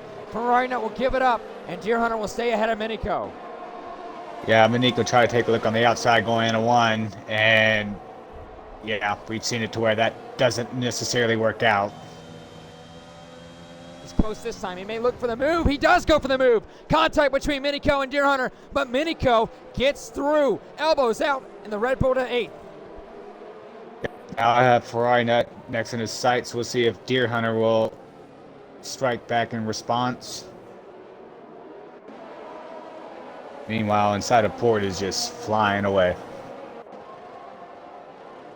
And now Cookie gained a 2-second gap between him and Taylor Clan as well. He's doing an absolute wonder for the unsighted Port. Supply Raptor a 3-second time penalty for applying at the end of his race time for multiple warnings and track extensions. But Minico's already gained about 7/10 on Deer Hunter. Now he has to get the Ferrari nut. He made this time, actually. He's close. He's really close to the Alpine. He'll go down the inside of turn 1 of the Alpine. The Senna S, the Red Bull will have the position, and he'll make it stick. To 7th goes Minico. He's on a charge. He's making it look almost too easy. Yep. Oh, Ardell pits. So, good news is you get your 5-second remove. Bad news is you just got another one. From bad to worse for the Alfa Romeo. Yeah. I mean, you kind of just shot yourself in the foot and then pitted on top of that. Yeah, I don't know if he had damage or not, if he pitted, and he's retired from session. Oh, that's why. Well, Toneless now on the back of Taylor Clan. He's on his 5 laps off, so Taylor's 19. Oh, I'm sorry, intermediates to Taylor's 19 laps intermediates. Feta gets a penalty, 3 seconds. I believe that's his first. I believe you are correct with that, but look at this. Minico's actually in this train led by Taylor Clan. So in theory, Taylor is helping his teammate a lot more, but he is helping Minico insurmountably. Indeed he is. Now, do the AlphaTauri drivers not hold up Minico as much? They are 2 separate teams, but they're under the same umbrella. I mean, in theory, a week ago in Australia, Alphanesis let Minico through and then got out of his penalty window to keep 2nd. And so maybe we could see a little bit of, I wouldn't say team orders, but brotherly love between at least Alphanesis and Minico. Not so sure about Mumu. We'll see about that. Alphanesis and Minico, yeah, they've kind of worked together before. We'll see what happens with Mumu. But right now, AlphaTauri, they don't really have anything to gain or lose other than the obvious race results. They're sitting P4 in the championship quite solidly. It's Red Bull that needs every point that they can get, and Minico does not need to run wide like that, or he might get himself a penalty. And a penalty at this stage of the race may be insurmountable to the race right now, because look at the train led by Taylor Clan. He's doing his absolute best to keep it on the road and to stay ahead of Toneless Death, who's yet to get through. He just cannot get through in the Red Bull. He just can't find that little bit of space that Minico saw with Deer Hunter, or he would be doing the same thing. But he has a really good shot at the exit of turn 12. Taylor Clan a little bit squirrely on the rear end of that McLaren. It's a perfect opportunity for Toneless Death to get through. He's on the button to the right-hand side. He'll look. Will he stay there? He will go to the right-hand side. Taylor Clan will defend the inside. Minico on Alphanesis. That's happening in the background. You'll see that right there. Minico gets through on the AlphaTauri, but Toneless Death around the outside and does get through on Taylor Clan. Job well done. Now we'll see if he can go chase after Cookie inside of Port. And now Mumu will have to deal with Taylor. It took Toneless Death a lot longer than it took Boss Cookie to get around the McLaren of Taylor Clan. How aggressive will Mumu be? Because right now, remember, he has Minico behind him. So will he be as friendly, as brotherly, or maybe even consider the team orders word or the team orders phrase? Remember, he was giving him slipstream a couple races this season so far in the AlphaTauri, and Minico himself said he didn't tell him to do that. So there's a good chance they could have a swap around. But what if there's not? Will Minico fight hard with Mumu? Well, we've already seen he's fight hard with Deer Hunter. He may do it again with the AlphaTauri, but he has the McLaren in front of him. Yep, meanwhile back in the field, we got DXD and then Luciano second behind him for that final point. As we're working lap 23, and the rain has been about the same. It may be a situation where the rain kind of ends and halts at a very, very late date. And we have kind of a situation we saw, if you do recall, to everyone who's watching this stream, Tier 1 down at Zandvoort not too earlier on this season. We almost caught that curve too much, and that back end twitched. Once again, the curbs and the wet conditions, not your friend. Minico's testing his limits, but it may be a situation where we have drivers trying to kind of tough it out on the intermediate tires, and some may go for slicks. Will it even come to that? We'll still have a long way to go. It's still 14 laps to go in the Sao Paulo Grand Prix. There's plenty of time. And the question is, do you want to take the gamble? It just depends of where you're at, if you take this gamble or not, and how many laps are left. Very true. Because right now, the soft compounded tires can make it pretty easily from this point if it were to stop raining right now. Oh, yeah, they'll make it easily right now.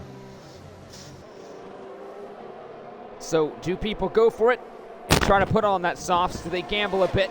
But it all depends on this rain, how hard it comes down. But Unsighted Port still pulling away from Boss Cookie. The gap almost 4 seconds. The lead is increasing, and Unsighted Port right now is absolutely flying. Yeah, he's put the hammer down.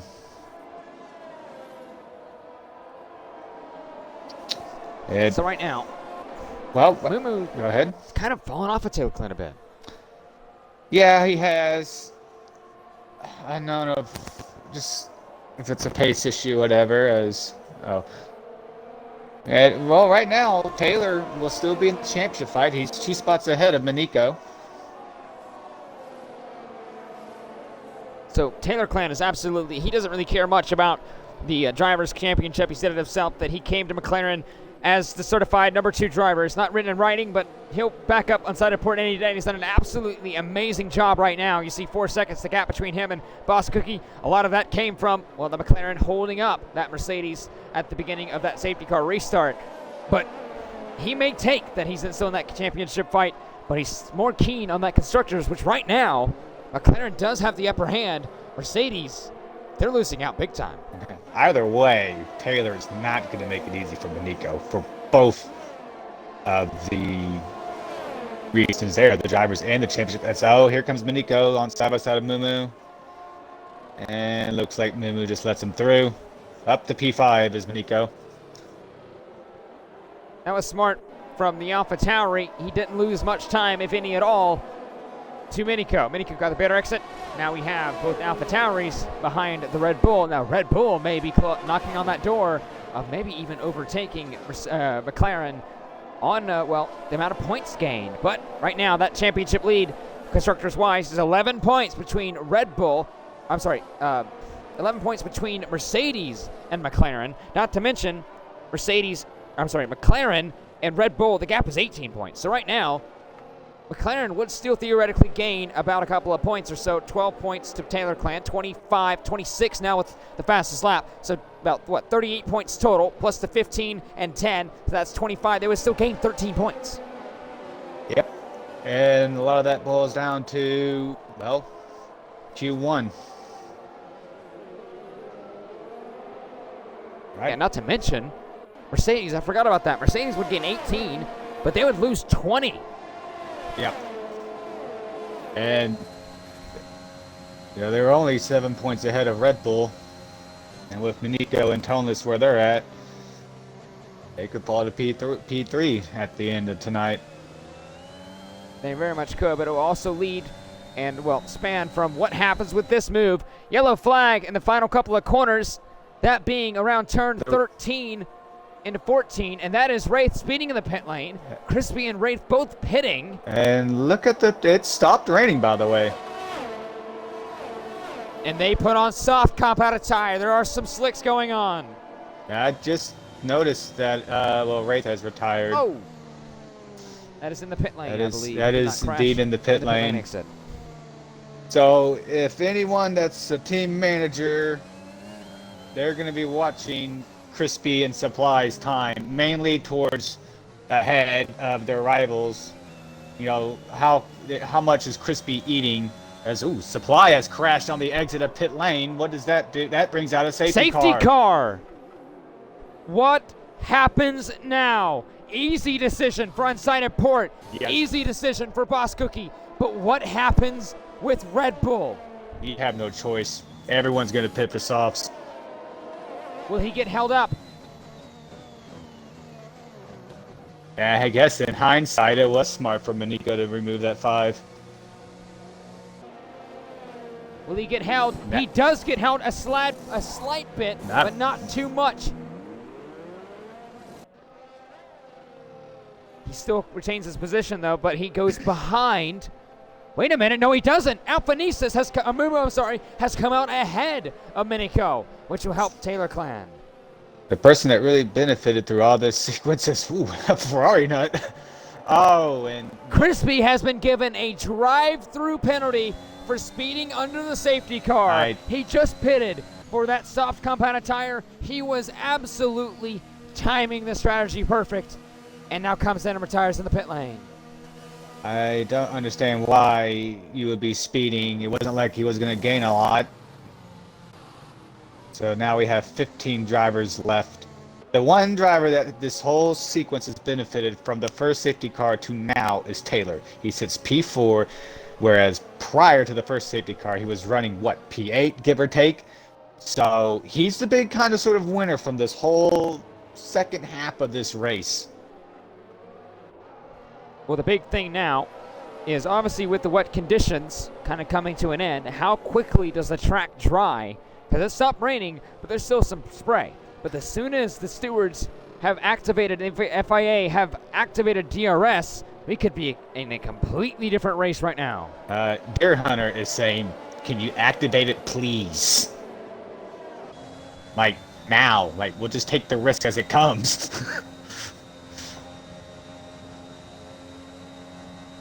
Well, right now, Deer Hunter's had a huge amount of insurmountable problems trying to get through the field tonight, and he would obviously welcome DRS. As GXC comes into the pit lane again, is this a front wing change, or is that a new? It looks like it is a front wing change. What has happened under safety car for the Ferrari? That'll put him out of the points. Luciano in 11th. Mitchie, his teammate, will get in the points now. One Ferrari takes over the next Ferrari. Good for Mitchie.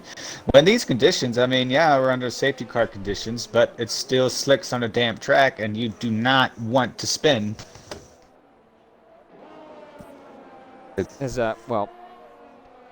Especially as we saw exiting the pit lane, and I know you saw it because you paused. That was Ferrari. Yeah. He's getting some nice and personal with that wall. Well, luckily for him, he didn't make it too personal.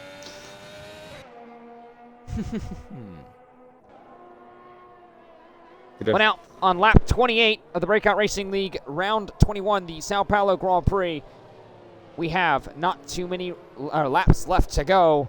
We're coming to complete lap 28. We'll have 8 laps to go at the strike. We have Unsigned Report from Bosco from Toneless Death. Your podium right now provisionally with Taylor Clan 4th, Mumu, Minico, Ferrari Nut, Taylor, Deer Hunter, Alphanesis, and Mitchie, your top 10 with Luciano Feta, Ron Swanson ahead of DC Ishigo and Bulgar Racing in 15th. We have lost Crispy, Supply Raptor, Wraith, Ardell, and Meanford, all from the Sao Paulo Grand Prix. But this is just the beginning. The track is drying. The DRS is about to be enabled. This could be very different from what we've seen so far tonight. Yeah, I don't think we're gonna see a lot of aggression right now. It's kinda, I mean, right now the only one that has a penalty is Feta with his 3. Everyone else so far is on an even playing field. So we'll see what happens going forward. Safety car should be in this lap as Bald Guy has caught the field. But now something to note is obviously with the track drying, not only is the grip increasing, but the track limits will actually get more strict. Who will get caught out by those increasingly strict track limits by the time it gets to dry? Yeah, with the field this tight and Brazil being a track to where it does kind of keep the field a little bit tight. Sorry to cut you off for a second. Drama. Minico, aka I just lost my words for a second. Minico has front wing damage. He got it under the safety car. No left front end plate. He will have to pit. He would have. I mean,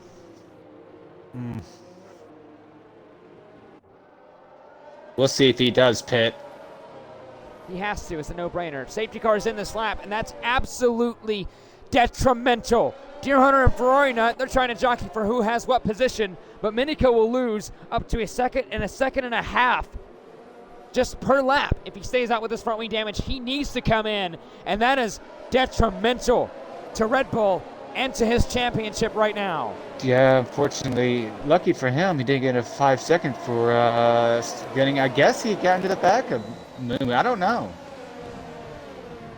And indeed, We're away. And Deer Hunter and Ferrari not wasting no time. They're almost 3 wide down in the turn 2. Oh. Off the track, Alpha Nisus. Mitchie gets through. They're side by side. Down the Curva de Sol. You see Mitchie actually gets ahead of him. They're almost 3 wide down into the Retro Pasta. They're almost 3 wide now into the Cedar del Lago. And now Deer gets past Mitchie. What has gone on with these three? They're not wasting any time. Indeed, they're not. And if you're a Deer Hunter, you're thinking, how I need to get as much as I can because I just got a gift. And inside of Port, I don't know if he notices it or not, but this just flipped the championship on its head if we do not get a safety car or if something else happens to the championship rivals. Because right now, Deer Hunter will gain about 6 points on Minico. That'll cut his gap down to 25. That'll put him within 1 race distance. On of Port will gain a ton of time and a ton of points on Minico. Right now, he is only 57 back, with Minico not scoring points and him scoring 26 as it stands. That's a ton of points up for grabs. But Boss Cookie lost out on that crucial DRS range whenever it does get activated. 1.6 seconds right now. Toneless Death is not too far behind, 5/10, but Taylor Clan's there. Moo Moo's even closer. Yeah, inside of Port has flown away from Boss Cookie because if you're Cookie, yeah, he came out 51 points out of the championship, so he'll benefit as well. And if my math is right, 31 points would be the gap between Minico and inside of Port. If Minico doesn't get a point, which, barring a safety car, he's not going to get. Still a decent amount left to go. 6 laps to be exact. We're coming to complete lap 31.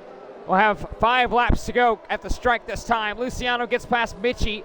Battle for the 8th position now. But Toneless Death closing in on Boss Cookie.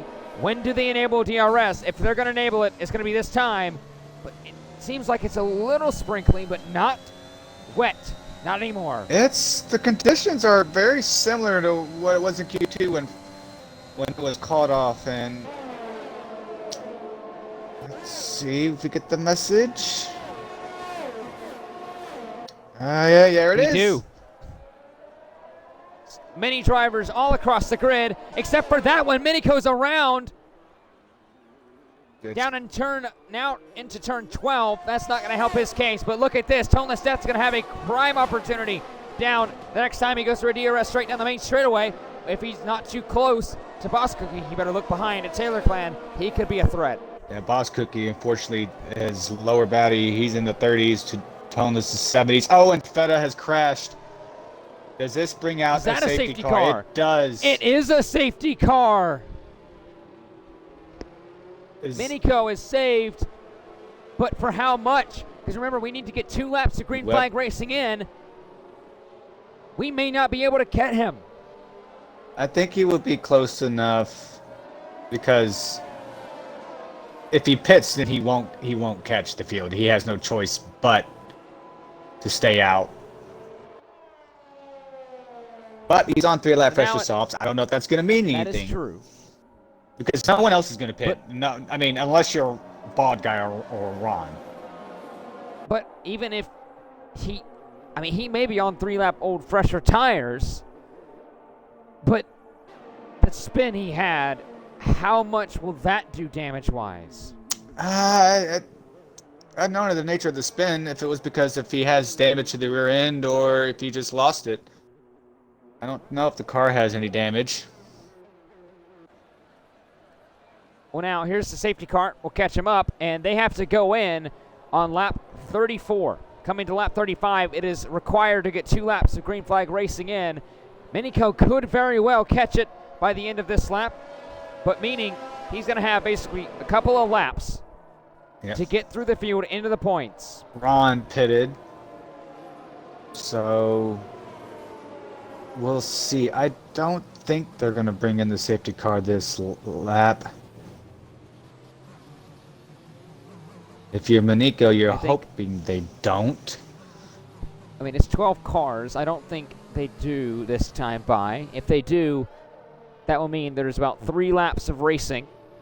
But regardless, if we do go in with 2 laps to go, there is no DRS going to be available.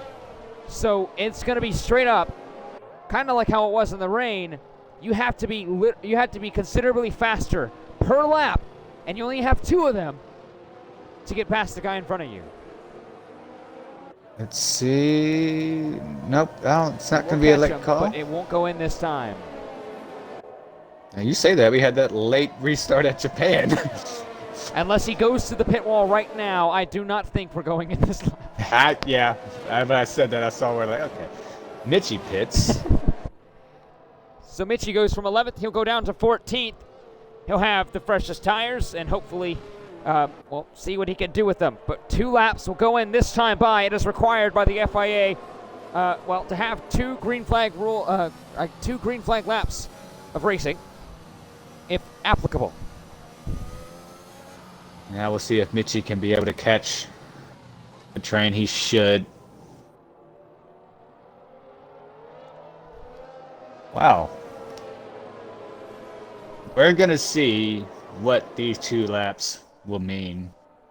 Can Minico, at the minimum, just get the P10 and get a point? And can Unsighted Port hold off Cookie at the start? You see, Unsighted Port is absolutely pushing the safety car, trying to hopefully see if it can go faster. Maybe Daytona style. It was like this past week. Maybe he's seeing if it could work out a little bit better. He's leaving Cookie a insurmountable amount of berth and space behind him. He wants to go now. And maybe Cookie sees that and backs up a bit, trying to maybe anticipate the start. But it's going to be a start to remember. 2 laps at Sao Paulo, here in Interlagos.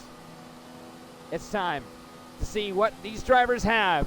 The absolute aggression, full push, no DRS. When does Unsighted Port go? He waits. He still waits. He's not going to let Cookie have that slipstream. He goes.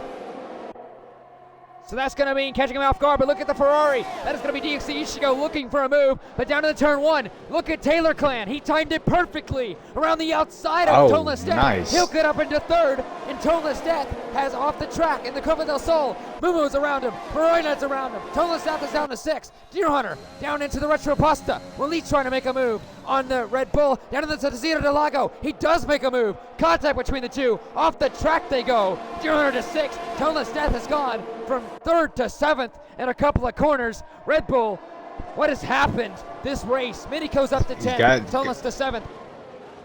Now he's got the knot. Oh, and he gets slammed in the back by DXD, does Minico. Does that give him damage? It was a pretty significant hit. Looks like nothing doing so far. One more time around. Unsighted Port has only 16 more corners. Once he gets through turn 14 now, he has 16 more corners to go. A 7/10 gap between him and Boss Cookie. His teammate Taylor Clan. Oh, around goes a Red Bull. Toneless Death in the middle of the field. And he's going to be out of the points. Minico's up to 6 now. It's been a role reversal. Minico's on an absolute flyer. Whatever has happened there, it has drastically affected Minico's race in a positive way and not in Deer Hunter's. Did Toneless Death and Deer Hunter make contact on the main straightaway? Which right now they're both out of the points. But down a couple of more corners to go. Yeah. At turn 8 this time. If Cookie wants to make this move, he has to make it deep. He has to make it stick. Will he do it this time in turn 10? DXD should go 3-second time penalty. Willie is a little bit too far back. He has one more time, unless he can time the exit of turn 12 perfectly. Unsighted Port. He came in a couple of races ago, leading the Drivers' Championship. Has Cookie timed it perfectly? He has not. Unsighted Port in the McLaren. He's had 1 win, 2 wins, 3 wins, 4. Add a 5th one to the list. Unsighted Port. He'll go back-to-back in Sao Paulo. Boss Cookie wins or the fastest lap I should say, but Unsighted Port wins the Sao Paulo Grand Prix 2 in a row, but this time it's for McLaren. His teammate Taylor Clan gets on the podium with him. What an incredible restart for Taylor Clan. He timed it absolutely perfectly. And a McLaren double podium once again with the Mercedes filling. Yep, double McLaren podium with only Red Bull and only one Mercedes finishing in the points. Luciano getting driver of the day, much deserved. Starting dead last, and I believe he was P8. So much happened in the final lap, I don't know where he ended up.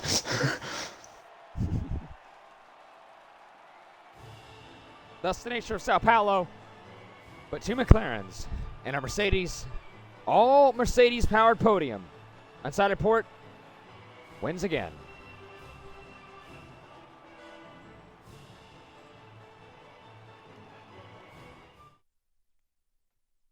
Do the invites here. Yeah, Luciano finished P7 to get driver of the day. Incredible drive from Aston Martin, but incredible drive from McLaren. Unsighted Port on the podium and winning once again his 5th of the season. He now has the most wins of any driver. Unsighted Port in the McLaren, his teammate Taylor Clan along him on the podium in 3rd. Boss Cookie splits him in 2nd. Moving 4th, Ferrari not 5th. Minico does recover to 6th. Luciano 7th and driver of the day with Alfa Nisa's 9th and Mitchie in 10th. With Ron Swanson the Alfa Romeo, he'll grab a point. Bald Guy was oh so close. He'll get 11th in the Haas. Deer Hunter 12th after not getting points. He was in the top 5. Toneless Death is 14th. And what could have happened? DXD should go 13th. Feta Cheese. We lost Crispy, Raptor, Wraith Ordell, and Mean Fern, all from the Sao Paulo Grand Prix.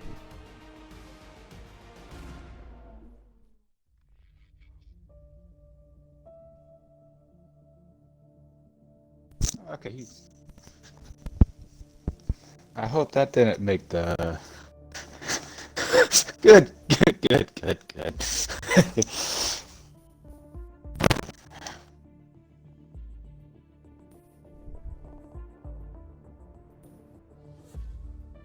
Dude, I won, like, you could see at the end there, I had so much more pace than you on that last lap. Oh my god. You make sure to include your audio. We'll go and start with all right. for the McLaren of Taylor Clan. Okay, well, Taylor, you started P10, P9, one of those two after what happened in Q3.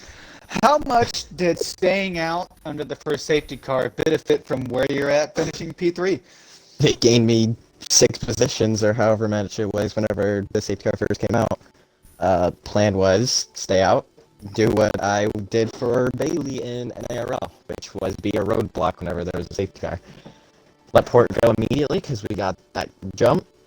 Didn't race Cookie too hard, but after that I knew I was going to have to hold Toneless and the rest of the field out, which we did amazingly until I forgot who wrecked. I think it was Fern. Or no, it wasn't Fern. I don't remember who it was. But I think it was Feta. Feta was the one. No, Feta was the most recent one. I don't remember who wrecked, but yeah, that kind of threw away everything we had. And so yeah, it was just from there. We pitted for softs and just ran it out to the end. Well, in terms of the championship, I mean, you're still in the championship fight in the drivers, with finishing ahead of Manico. But for the constructors, a McLaren P1 and a P3, while as we have one Mercedes on the podium, but the other one not getting a point, and Red Bull, only one car in the points and one not in the points. What are your thoughts on the constructors? We'll talk to your teammate, but what do you think? It's 32 points, a 32-point gap from Mercedes with 3 races left. I mean, what more could we have? I mean, this is literally, if we lose this championship, it's still one of the best seasons I think I've had. We're in a midfield car that's 9/10 off these front 2 teams, and we've held this championship lead for more than half the season. That's well more of an achievement than I think than we could even imagine. But winning the championship would obviously just be icing on the cake. It would make for a great story. Boss, well, you started on this race from pole, and you led pretty much the first, I want to say third of the race until the first safety car came out. Did losing the lead to Unsighted Port, did that really kind of make the race the way it was at the end? I know you gave everything you had at the end. Yeah. So my setup was really good in dry. Like I was fucking gapping deer by like 5/10 a lap. You couldn't stand deer. My setup was super good in the dry. So I was hoping for a dry race. But my wet pace was really bad. I was overheating the fronts like to the point where they're orange. I mean, they were so bad at the end of the second wet stint when it was getting a little drier. The port was capping me by like 2 seconds a lap, and I was being caught by the entire field. And then as you could see at the end, and with the fastest lap at the end there, I think if I had one more lap, I might have had him because he was running like 5 total wing higher than me. But no, he did a good job. To like kind of not bottle that or anything. I think I kept making mistakes on the restarts. If I just stayed closer, I probably would have gotten it. But I'm not really happy about the race because Deer kind of threw it away at the end. So Yeah, we didn't see what happened with Deer, and it was kind of weird with that because when he had his issues, it's the same time where Toneless had his issues. So we'll see about that after the race. I had a thought in my mind, and okay, yeah. Describe the last 2 laps. Did you have anything for inside of port? like I said, if there was one more lap, and with the wings I was running, I think I would have had a good chance with DRS. But I mean, yeah, I got the fastest lap in the end by like half a second. So it was. I mean, obviously I'm in the fucking Merc. So I mean, one more lap I could have had it, but yeah, like losing like 2-3 seconds in the pits to the Red Bull, who held me up, kind of lost me the race. Yeah, that's pretty much it. It's kind of boring, honestly, but it's all good. We apologize to the listeners. I know you're you're a little bit animated, so we Oh, apologize for that. real quick, Deer is really bad. I'm just gonna say that. Like, Deer is Well, so bad, bro. Well, it is on the record though. Just saying, hey, I get it. Nah, FCC, every time I finish like somewhere up high and he like I swear to God, every time Maniko crashes, that dude just decides to follow suit. I swear to God. Look, Well, hey, we like, should just have Minico wreck every week. I'm so down for Bro, they play Well, like they play like musical let's- chairs and fucking right at the very end, Maniko takes the chair from Deer. Like Deer can. Sorry. Deer can be running like P2 the entire race, and Maniko will be like P19, and by the end of the race, with like 1 lap to go, they'll flip. I swear. But nah, it's so good. Well, in terms of the championship, it was looking very positive for you with Maniko not going to score a point, and then we get the final safety car. If my math is right, you do gain 8 points, which will put the gap to 43 points. I gain 11. You finished P6, I finished P2 with Okay, the so- fastest lap. I was trying to do the math. Oh yeah, you did You're get all good. fastest lap. So now the gap's going to be 40 points with 3 races remaining. What's your thoughts? Can you catch Maniko? Well, I'm not letting Deer buy it all anymore. I mean, we're equal on points now. So, I don't know. I'm not really going for drivers. I'm going for constructors, but it's looking a little down bad now. So we'll have to see. But one more race like Australia, and it all flips on its head again. Hey. But and Jeddah's next. I've never driven a lap of that track. I don't even know the corners. So it should be fun. Well, one last question. Yeah, sure. Oh, go ahead. No, you're good. I ran. We've seen you do some little reconnaissance runs in Q2 for intermediates. Is that just something you want, like you do, to gain knowledge to Q3? Well, today. Well, today it didn't really help me, but I just like to piss people off. It's fun. Well, it's free practice. Bro, I had an 8-minute free practice session, bro. I'm gonna take advantage of it. What y'all talking about, y'all? No, but it's just fun to piss people off. It was really fun to do it last time I did it. It's fun to do it this time. The party. Yeah, no, it's great. But yeah, it didn't help me too much, bro. My web pace was dog shit, bro. Sorry. 4? That's the 4th Bro, I wanna get like banned from the tier, Jesus. But no, it's all good, man. My real pace was just really bad. I think I should have ran higher wings and maybe listen to my inner self. But Well, we're it's all good. It's all good. It was a fun race. All right, well, Fuck we're gonna go to Katra. That's now 5. And, Katra, if you can, keep, this is in Canada. Wipe my eyes What are real you quick. hyperventilating Okay. for? Sorry. Oh my god. Well, at least you live in saying that word. What's literally going on right now virtually is this is Eddie Irvine throwing. Bro, you need to lemonade drink more. at My god, why are you Mika. hyperventilating? you can't breathe. You need to drink more, bro. You need to, Snickers or something. Okay. Okay. Yeah, we do need to move Yeah, on. we We're do just need to getting move on. completely just silenced here. We need Just eat to a Okay. Snickers. Boss, could you Congrats to please, Cookie and Taylor. And 1, we apologize for the colorful language, and 2, we would like $50 for the comedic effect we just got. And that's a joke. Don't actually do that. Do it. Finally, let's go to our race winner for the Sao Paulo Grand Prix report. You now won 5 races so far this season, and actually that's the most of any driver so far, especially of active, but also of this entire season. You're in a McLaren. Did you expect that off the season start? No. And honestly, that should be 7 wins because I just won 3 different races in the span of 1 there. Ugh.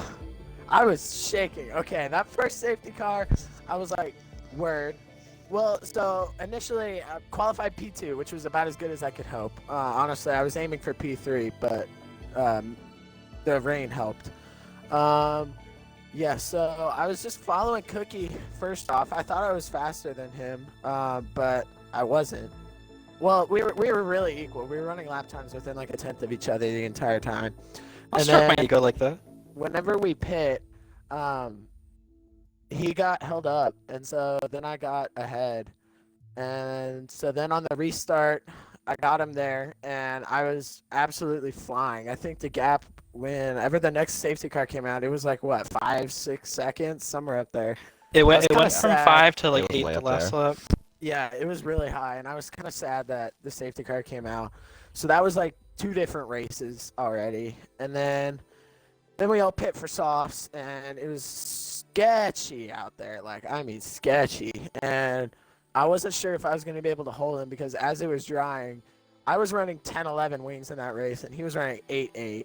So it was very much in my advantage to stay wet, and so I was hoping it stayed wet, and it kind of did. And then the third safety car I have mixed feelings about because I had the gap to Cookie, and I don't think he would have caught me, but then at the same time, like, it gave me a chance to like properly defend, and also since I got the restart, I got a free half second on him immediately because I'm just goated at restarts. Shut up. But yeah, 5 wins, 33-point constructor lead. I was hoping for a good season, but this is pretty awesome, and I think I'm pretty close to drivers now. I'm at least within 30 or so. You gained 17 points. I think it was Yeah, like I'm probably 36 around- before this race. Okay, 19, so if I'm something within a close race to win, that. that's dope. But yeah, good season. Oh, and I won back-to-back Brazils because I came from 16th last year. Yep. I've said that, so thanks for reestablishing that. Because right now, you've seen in the last 2 seasons, you've seemed to be the master of the Brazilian circuit and Interlagos. But now we have to move away from it, unfortunately. I know you may want to have the next 3 rounds there. You kind of can't have that. Next week, and dear God, I have to like prep myself to say this. We're going to Jeddah. Oh, God. No, I'm ready for that. Those McLaren streets are going to be wins. my home. I'm going to love that track. What? Well, at least we have a bit of confidence. Do you think you and your teammate... Oh, God, okay. Do you think you guys can honestly take the win here at Jeddah a week from now? Because right now it seems like you have the momentum going into Saudi Arabia. I think I'm going to run 1-1 wings and just be a roadblock in Sector 1. So maybe. Port's gonna be on the podium. I'm gonna be in the fence. That's all you need to know. That's probably, yeah, that's pretty accurate. So Myatt Snyder Racing confirmed? I can't do more than 4 corners at that track without putting it on a wall. Nah, I love that track. Well, one side of the garage is probably going to end up on a hauler. The other half is going to probably end up, well, hopefully, preferably in your own liking, on the podium. I'm We'll see how gonna that plays end out, up but getting once again, congratulations to our podium sitters, Port, Cookie, and Taylor, for the Sao Paulo Grand Prix. But it's not the first one, and it's not going to be the last one here in the Breakout Racing League this weekend. Tomorrow, on Friday, we have Tier 3 and Tier 4 take their circuit around the Interlagos circuit for their Sao Paulo Grand Prix at 8 p.m. and 10 p.m. Eastern Standard Time, respectively. On Saturday, we have Tier 2 as they take their Brazilian, now, Sao Paulo Grand Prix. And then we have Tier 1 not too long after at 8 p.m. and 10 p.m. Eastern Standard Time, respectively, as well. ACC, if you didn't know, it ended a week ago at Bathurst. DXD Chico came home as the Tier 1 champion. LDR Redeemer came home as the Tier 2 champion. So we're having a little bit of downtime between seasons, and we'll come back stronger than ever with some little bit of surprises and, at a later date. But for myself, Hey Catcher, Boy on the booth, and the entirety of the Breakout Racing League Realistic Performance Championship from Port, from Cookie, from Taylor, and everyone else in the Breakout Racing League, we wish you thank you for watching, and a good night. It was a fake and a fraud.